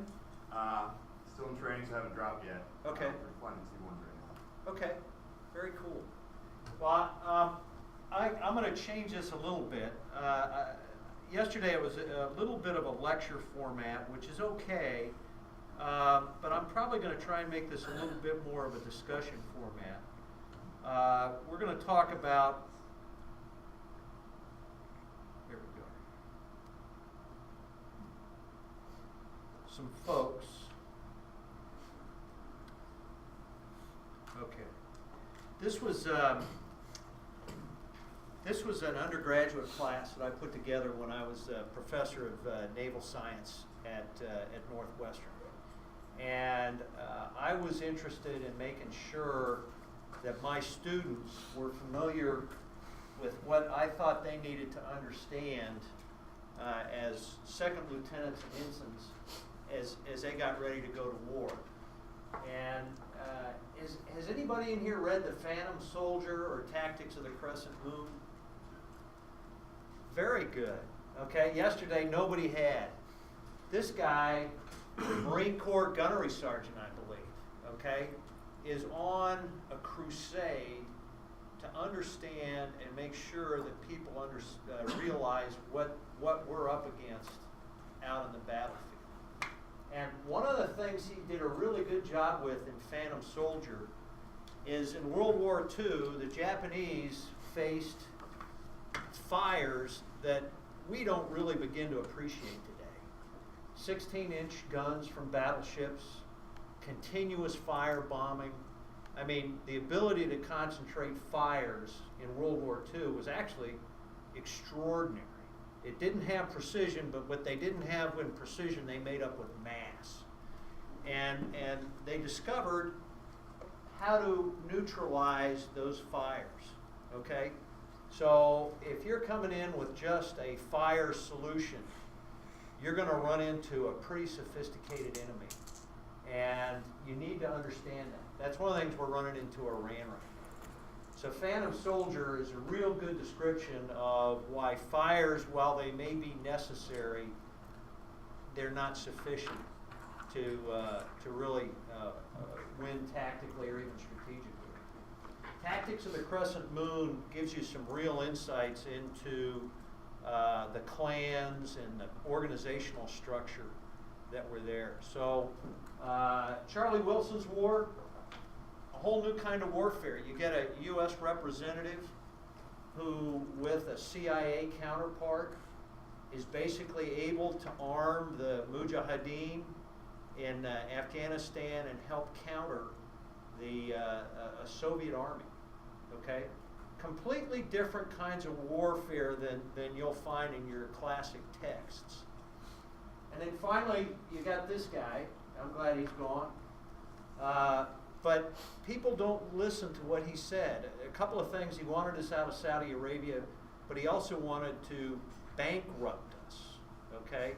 And that's where you get into this. We're building a $150,000 unmanned robot to go after $50 IEDs. Who wins in that fight? Okay? And that's this whole bit of knowledge, I think, is really important and helpful. Now, the good news is we've got some extraordinary leaders over here. Horatio Nelson, the father of mission control and mission command. I better turn this on. If I'm too loud, let me know. The father of mission control and mission command. And for 100 years, the Royal Navy enjoyed maritime supremacy based on the principles that he developed. But there's a great book called The Rules of the Game by Andrew Gordon. And Andrew describes how over a 100-year period, the Royal Navy got away from the initiative of the subordinate, and they started going towards centralized command and control, and they almost lost the Battle of Trafalgar because of that. And it's a big book, but it's an extraordinary book on how a large military organization goes away from decentralized distributed leadership towards centralized leadership, and it really begins to ossify. Yes, sir, Jim. Do you Trafalgar? I was thinking. I'm sorry, not Trafalgar. Jutland. Oh, okay. Yeah, Trafalgar. He's killed in. You're absolutely right. He's killed in Trafalgar. Trafalgar Square is where they honor him, but it was Jutland at just before, right around World War I, that the German fleet had an opportunity to almost destroy the Royal Navy, and they didn't, fortunately. But that whole story is told in Rules of the Game and is useful. I don't have to talk about William S. Sims. The great thing about Sims is the emotional hot buttons that are associated with somebody that knew somebody like Boyd. Nobody knows Sims anymore, so you can really begin to dissect and understand those lessons, and I think that was done extraordinarily well. Jim Stockdale, again, it was interesting to me as a vice presidential candidate, the most ethical, moral leader that this country has produced in a lot of respects had a political half-life of about 30 minutes. Just completely gone, no longer to be seen on that forum. We're going to spend a fair amount on Boyd, and then also I think General Mattis, and I'll put General Welsh, the Air Force Chief of Staff, in the same category. I pointed to the wrong guy. I'll put General Welsh in the same category of that kind of leader. And I think it's important that this group looks for those senior leaders that not only can provide high cover, but have lived their career embodying the values that I'm hearing this group talk about today. I'm going to add a couple of things. Galbraith, we're not going to talk about Nelson. We're going to touch briefly on Galbraith because one of his last books touches on the concept of the approved belief, and we'll talk about that. And then we're going to touch base with Frank Holt. That's the deviation here a little bit. Now, when I talk about breakthrough leadership, I'm also talking about breakthrough performance. And for me, that's 1000x. Okay, we're looking for that kind of improvement in total system performance as we move forward. And these people are examples that achieve that. Okay, before we go there, this book, which was written, I think it was published like 2004, and he died shortly thereafter. Probably one of the most prolific and most insightful people of the 20th century, starting with the World War II bombing survey. As a young economist, he was on that group of analysts that looked at how effective the European bombing campaign was against Germany. And this book is about how it's a politician's dream come true. There's a fraud going on, but nobody's responsible for it. But because nobody takes action, everybody's responsible for it. And he cited Enron. And he gets into some of the mechanics of how this economic fraud works. And one of them is there's the approved belief, okay? And the approved belief is where the critical thinkers and the innovations get vetted out, okay? You're in the organization, and if you're taking on the approved belief, we don't have room, and nor do we really desire to have those kinds of inputs. And I think that Kevin talked about the importance of feedback. And it's the approved belief that I've seen that neutralizes that very candid feedback. Both to the top, it's going along laterally a lot of times, but usually up and down the organization. That's what I've found is the filter. And so that's a useful concept. This book probably takes it's about that big, extraordinarily well written. It'll probably take you can read it in 4 hours. Okay, now let's talk about breakthrough performance. This guy, nobody's ever heard of, but when you ask people if they've heard about Top Gun, everybody's heard about Top Gun, okay? Well, there's an unclassified information system called DTIC, Defense Technical Information, I forget what the C is for. But you can go, and this report was initially classified secret. And it is probably one of the most revolutionary documents of the 20th century. They took a look at, now that's a typo. It was, the kill ratio was less than 2 to 1. And historically, from World War II, it had been at least double digit. And so the Navy realized they had a real problem. And in less than 4 years, with the Chief of Naval Operations support, they were able to increase that air-to-air kill ratio 12 to 1. And in this report, and the executive summary probably takes 5 minutes to read, they had 168 recommendations. And they didn't get any new equipment. They didn't have to build a new airplane, okay? They were able, through improved feedback, a lot of feedback, industry-government cooperation, to improve that kill ratio the way they did. Now let's see if this, no, it didn't make it. We interviewed Frank Gold before he died, pardon me. I'm going the wrong way. Over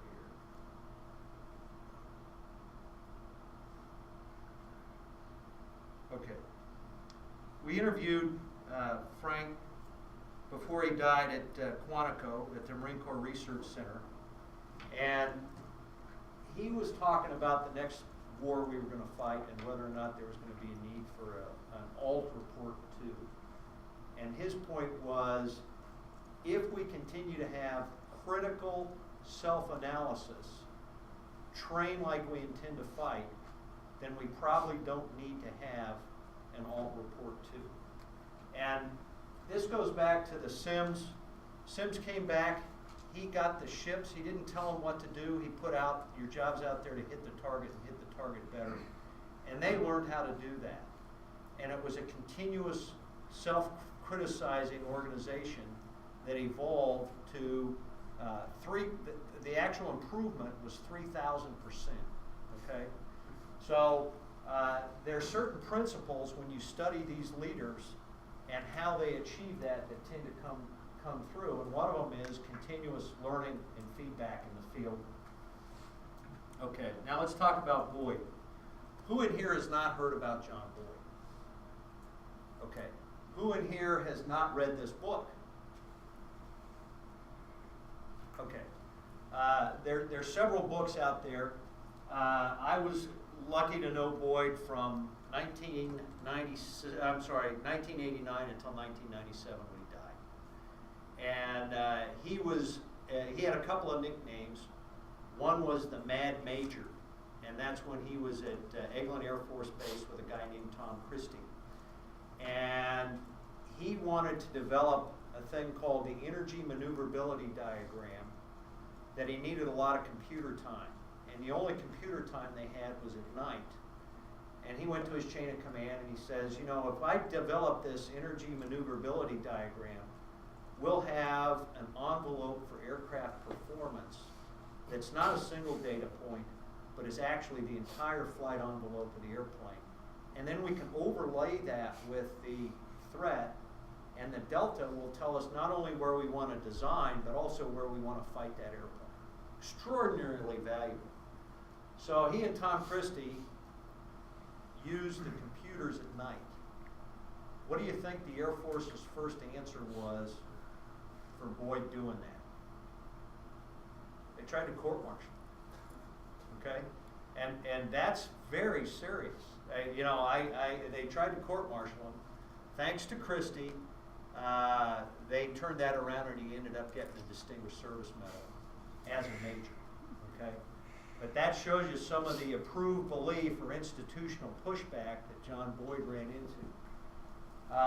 He went on and helped save the F-15 design, and then he had a very influential role in the design and development procurement of the F-16. He then, and this is where I ran into him, he started, and he was now the ghetto colonel, and there are a lot of things to love about John Boyd, but he was a terrible father, and he was a terrible husband. Okay, he was so driven by his vision and his need to get that out there that when he died, his wife was basically left with nothing, and he didn't follow any of the basic financial things, and 2 of his 3 kids were pretty emotionally challenged. I'll put it that way. So part of the point there is nobody's perfect, but in this process, you got to make a decision about where your priorities are. And John made the decision that his priority was getting this out in the end of his life. So he's living in D.C. in a basement apartment, which are the cheapest, nastiest apartments. But he is now going forth and is putting out a very important theory of war that's contained in a series of briefs. Okay, and somebody, it might have been, we talked about it a little bit, and they said he didn't do a very good job at strategy. And I agree with that, okay? He got his ideas, it was good theory, okay? But the practical application of that theory really was left to the rest of us to try and figure out how to do that. So, and then finally, and I'm going to talk a little bit about this, and I'm glad we got some Army guys here, because one of John's students, name's Jim Burton. He wrote the book Pentagon Wars, and that got picked up in HBO as a movie called Pentagon Wars. He was one of the first students, and he wrote a book for the U.S. Naval Institute Proceedings called, you're going to help me out, dude. Called Pushing Them Out the Back Door.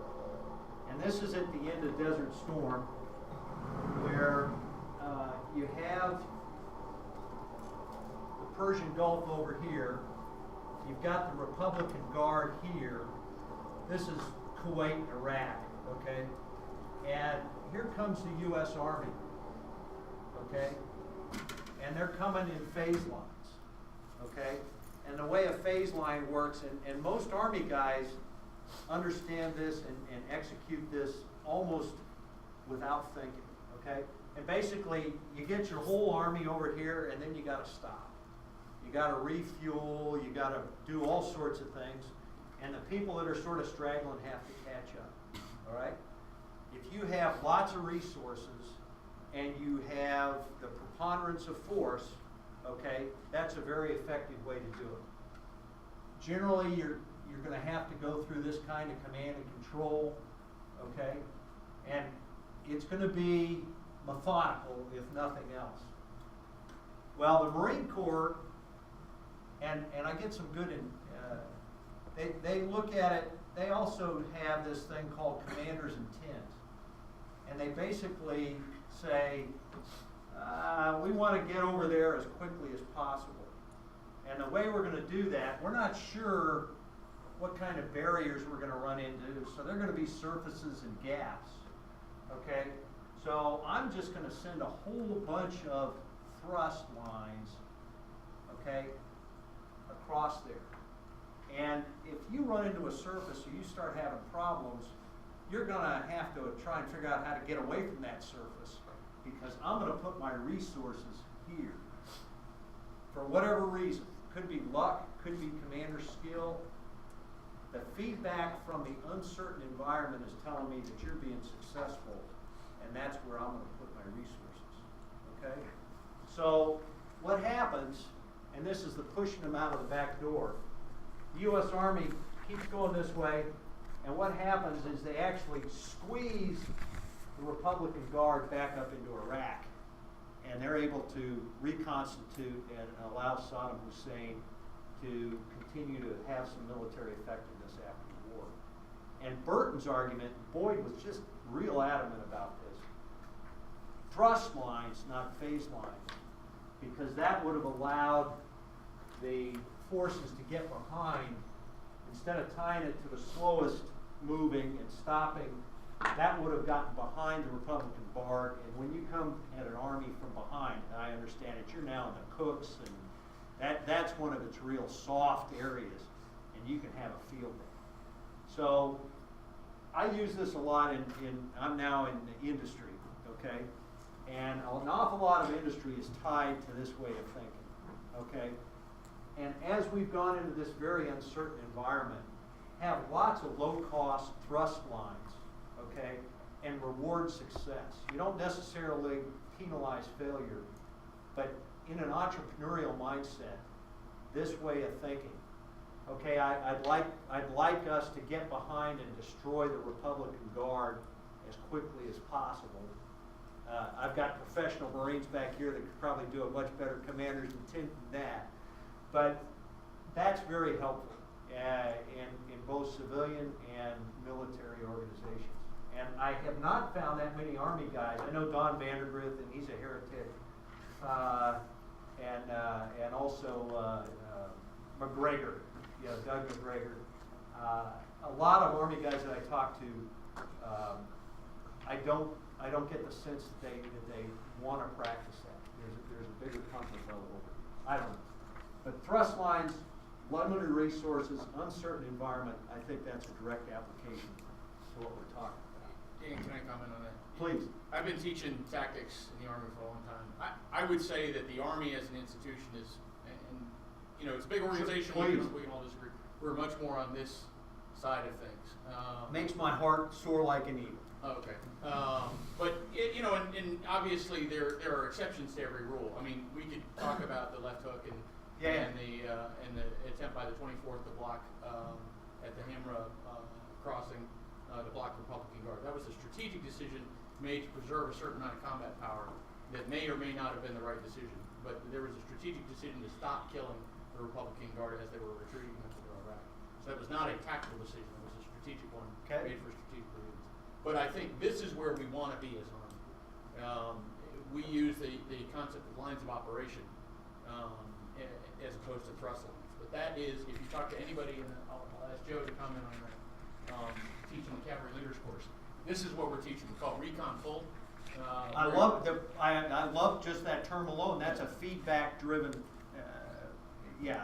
Absolutely. And the idea is you advance across a broad front. You identify where the enemy strength is, and you immediately pull resources from those locations to continue to flow through its weaknesses. Okay. The purpose of this is to do exactly what you did. So thank you very much. And it sounds like Army bashing. I'm trying to share with you my perspective and a historic. If that were Germany in World War I would agree with you. Okay. But I would say that we've always aspired to be on the left side of that. Good. And we've done that successfully to varying degrees, and we failed at that. Okay. Well, we're a large organization, and the Navy's failures are pretty long as well. But that's part of, I think that's part of the critical feedback and assessment that we all struggle with in our services. And now I'm no longer a service guy, I'm an industry guy, and I watch industry struggle with that. Okay, the last thing, and this gets to those of you that want to try and pursue a course like John Boyd. It was very interesting. The phone calls you get, it drove my wife nuts. Usually he'd read all day and I'm not sure what else, but you'd get a call at about 11 o'clock at night, and Boyd would go into full transmit for the next 2.5 hours. Okay, I mean he was, and there were certain themes that recurred that I haven't seen really get picked up and emphasized. And one of the biggest ones, and this does get emphasized, is do you want to be somebody or do you want to do something? Okay? At that point over my protests in my career, I'd been pulled out of a cockpit, which I didn't want to do. I was working for a great 4-star, and my wife and I were being groomed to be somebody. Okay? Well, John Boyd enters my life, and I decide, and that's a very challenging career path. And the people that go that route, believe me, work their rear ends off, but it's a choice that I think if you're an entrepreneur in the military, that you're going to be challenged with. Yes, sir. Yeah, there's the element of personal preparation. Quorum touches on it to a degree, but that's probably the most important thing about Boyd, and there's another book by Franz Osinga, I'm not sure if it is. That's a tough read because he really goes in depth into exactly how Boyd prepared himself and the impact of all the different things that he studied, how that helped him come up with the theories that he did. And it's quite a mental exercise reading that book, but it definitely gives you a better idea of the personal preparation. This is more of a biography. It's good, but it's more of a biography. And it's got some biases in it. I'm not gonna. Everything you read is gonna have some biases because we're human. And the Osinga for me was hard. It was just really hard for me to get through. English is a second language. Yeah. So, Sir. So to the point on Osinga, one of the things that's really interesting that I think Osinga brings out that Quorum doesn't is that at the heart of Boyd's theories, especially destruction creation, you actually have the first postmodern strategist, right? This is no longer a planning approach, this is an emergence approach. So if you look at thrust lines, right, you're getting around the planning problem by letting successful practices emerge and then sort of accrete into whatever your strategy becomes. So he's actually doing bottom-up strategy building rather than top-down, which has been very much a traditional approach. One of the things that's really interesting that I think Osinga brings out is the role of culture. Is that if you can have awesome strategies, but if you don't have good culture, you can't use them. And so one of the stranger things or one of the things that I'd be fascinated to hear your thoughts on is that Boyd's legacy seems to have been captured by the F-15 and F-16, but his operational art actually is more captured by swarming. And so the stranger thing is that we're having a very difficult time making that leap because Boyd has become to be and to do, and some people have become in Boyd's legacy, but we have less people doing in Boyd's legacy. That's a whole First of all, I'm delighted that you're. There wasn't the science of complexity was just start. He died in '97, and my rudimentary understanding is based on Santa Fe Institute, and it was just starting to come out, and so I'll be very interested in your insights. Okay, and unfortunately, there are a significant number of the Boydites, and I've been called one of those. Boyd talked about doctrine today, dogma tomorrow. Some of Boyd's followers are heavily into Boyd dogma, okay? And I'll guarantee you, Boyd would have been he always was destroying his ideas to come up with something new, okay? And I'm just heartbroken that he didn't have the advantage of the complexity sciences to then take it to the next level of both emotional and technical description that offers. So I think you're doing the Lord's work by introducing and moving that along. I think he'd love that. Sir? Yeah, one last quick comment. One of the other factors that enabled him to be as successful as he was the championing piece that we're talking about in the other room, because he was protected from the court market because somebody... We're going to talk about that. And this gets into the networks, okay? All right. So, invisible networks of support, okay? Boyd usually had a chief of staff, okay, that was making sure that he didn't get squashed, all right? I don't know the exact level of communications, but Boyd probably would not have gotten the F-15 or the F-16 into the U.S. Air Force without at least a 3-star and a couple of 4 stars providing him top cover. And that's a very important part. And I'm working with Ben on what's next for DEF. And I'm delighted that there appears to be an invisible network of support. And I think Mattis probably has those. I'm just speculating. I know Krulak did. Because Krulak protected me from the Navy a couple of times, which was interesting. So both at and with the technology today, the power of this network, and Howard and I are the other geezer in the back of the room, are just in awe of the potential that exists in this group. And because of the horizontal and the vitality that you all bring. We didn't have that. And the voice in the wilderness, frankly, I don't think has to be, it doesn't mean you're going to win popularity contests at first, but the voice in the wilderness that Boyd had to go through, and that Sims had to go through, I think technology now allows us, and you have more options, okay? You're not locked into, I have to do what the classic career path is.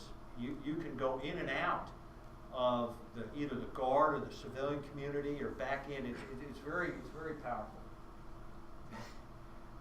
Okay, here I am. I'm an 04, early promote to 04, working for a 4-star, and boys, take the promotion ring out of your nose. And that's one of the more memorable quotes. And it's a risky thing, and it's a scary thing, okay? But when I did that at the 15-year point, I was allowed to do for the next 14 years what I thought was important for the service and the country, not what I thought would get me promoted. Now, hopefully those come together, okay? But there are times where they don't, okay? And this also gets into the mismatch in motherhood, and Boyd was paranoid about this. He goes, don't let anybody hear you say that. I mean, it was really funny. And here's an example. He usually had at least 2 paths. And they rededicated Boyd Hall at Nellis a few months ago. And in that discussion, they talked about, Boyd said, if your boss demands your loyalty, give him your integrity. If your boss demands your integrity, give him your loyalty. And that's sort of the mismatch in motherhood, okay? Another example of mismatch in motherhood, and this is where Sims was a perfect example. 3,000% improvement in gun continuous aim fire accuracy. But does he come out and say, this is what we have to do? No, he just points out the mismatch. And the motherhood is let the people that are going to have to make the system make that transition, help nurture and protect them so they make that transition. But I find when you are small, but you have your facts either technically or morally or ethically in line, you point out the mismatch, and then you just come in with motherhood, and the opposition can't stand it. The opposition, do you want more people killed on the battlefield? Do you want our mortality rate from the wounded to increase if we don't institute this medical procedure? I mean, so that I find that that's actually very good. And then finally, don't get killed in a good fight. All right, I took the promotion ring out of my nose, and one of the good fights was 3 out of 4 F-18 skippers deployed. Our readiness level was C3, okay? And we reported C3. And we knew what that was going to do, okay? But the moral problem was, as an A7 driver, I got 35 hours a month. My JOs flying F-18s with more than twice as many mission requirements were getting 15 hours a month, okay? Our own training and readiness manual said that's C3, okay? So we did that. They go crazy. They changed the training and readiness manuals. They didn't like the answer. But I didn't get killed. I knew that the chances of my making 06 were probably greatly reduced after that deployment. And yet I managed to survive and got promoted 06 and was able to continue to do what I thought was important for the country. So there's a personal balance level, and that's why I wanted to tell you a little bit about John's negative side when it came to being a husband and a father. Is I think he was driven, and you get down to your personal choices. I'm not willing to do that to my family. There's some things that I was not willing to risk my career for, and you're going to run into those. So pick your fights. if you're going down there. And that's probably good if you want to be somebody. And I know some extraordinarily capable people that have been somebody. Admiral Tim Keating is one of them. He managed to be somebody, and I think change the Navy and the joint services for the better. Okay, real quick, thanks to the Marine Corps Warfighting Lab. We did a series of air-ground experiments, low-cost, force-on-force experiments in the late 90s, and this is 2005. It's just out north of Amman, Jordan, and in terms of breakthrough performance, this thing cost less than $1 million, and we wanted to integrate it at both the police and the platoon level. So, and it used regular gas. You could land at a gas station and just put regular gas in it, okay? And the maintenance on it, after 50 hours of flight hour, 50 flight hours, it took 5 minutes of maintenance where they had to take a spark plug out, brush it off, and put it back in, okay? What's important is not the platform, but the lessons we've learned from the force-on-force experiments, because the lessons I just described to you, the metrics I just described to you, are ways to come back and point out the mismatch.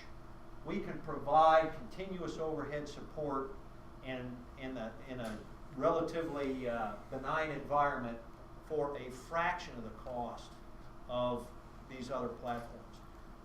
I won't bore you with the whole story. That was my last job, really, as an aviator, and this turned into the MC-12 Liberty Project, which sort of defeated the purpose. The purpose was to provide organic aviation to platoons and police. The MC-12 became this giant, very effective ISR platform that's controlled at the 3-star level. And so the decision cycle time is a 3-star decision cycle time, not a platoon police level decision cycle time. So that's it. And I think we got a couple minutes before lunch.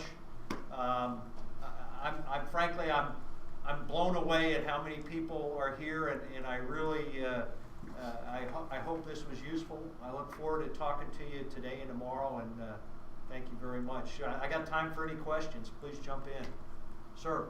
Thanks. I've got one. I think there are maybe at least 4 of us who have read both Form's book and Lucinda's book. And I want to get it all more. I agree. So, Franz's book is fascinating, and I read it twice, and I'm still pretty sure I don't know what's in there.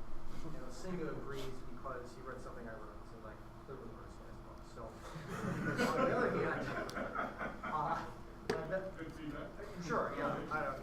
I've got an article on Boyd coming up. He's currently writing for the public, so I'm standing by for the Boyd torch. On the other hand, I agree about Portland's book. I've met him, and I've talked to him a bit about it's a little fawning. It's stilted. There's some Jim Burton gets short shrift. Chuck Myers gets short shrift. There were some key players that Robert Corn, and I don't want to. In my mind, so what? Okay, sure. We're now moving beyond Boyd, and Boyd would want that. It's good biography. It might have a great history. And I know his fellow wrote his doctoral dissertation at Auburn about 10 years ago or 8 years ago on just that there were other reformers in the Air Force in particular. But what I wanted to ask you about was there is Grant Hammond's book also. Yep. And I wonder. I think actually that might be to me the best book to recommend. He was persona non grata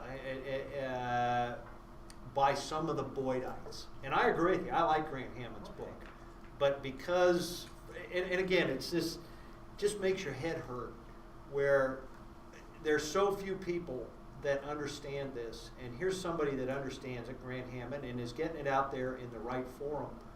Why are we going to second guess or endorse Coram over Hammond, which is in fact what happened? And Boyd would say multi-sided implicit cross-referencing. That's a mouthful. Okay, that's another Boydism. Okay, and what his point was, you want to pull in from as many different perspectives and sources as possible, cross-reference it, And now you're starting to get the whole picture.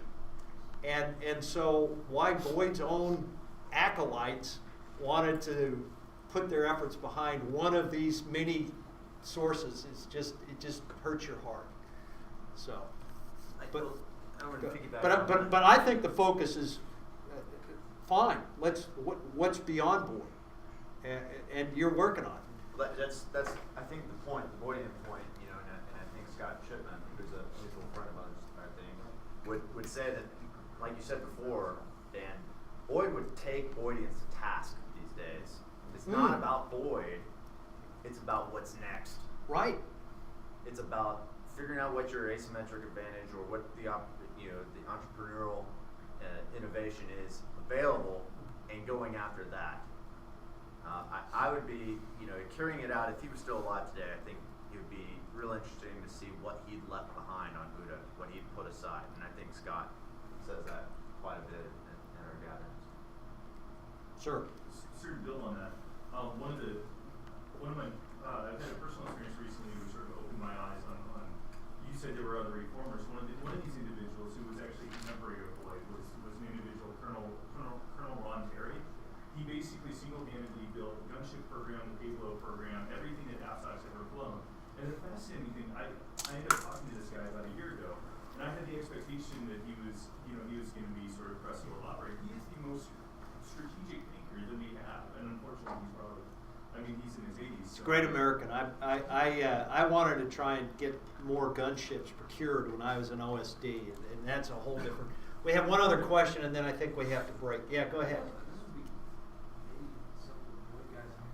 I didn't realize all this in-house stuff. I thought the Boyd was just his body of work. There wasn't like a group of, I suppose, fans that are like, it's about Boyd. They're almost disciples, okay? And I hate the religion. And Boyd would hate the religious connotation, okay? My question then would be, as a lesson to us, if there is an explanation, how did that happen, especially for such a revolutionary way of thinking, that you could adhere to a guy who essentially said, don't do what you're doing to what I say, and then they do it? And how can we avoid Study history. I think it's a human weakness. I think, you know, anyway, those are great questions. And, you know, in my mind, it might be worth having a subgroup of this entrepreneurs is beyond Boyd, okay? And introducing, testing his ideas and discarding them where they're no longer relevant or helpful. That's part of where studying Sims was so good. He went from 1901 to basically through World War II. Yes, sir. Just a very quick comment. Instead of, you can read about Boyd, which is good, but what might be better is there's a reading list, his reading list online that you can get. Read the stuff he read and see what kind of conclusions you come up with and where it needs to take us next. Instead of, there's a lot of people that I think fall for the really smart person, follow what he says, and it's intellectual laziness. Sir. Okay, everybody, thank you very much.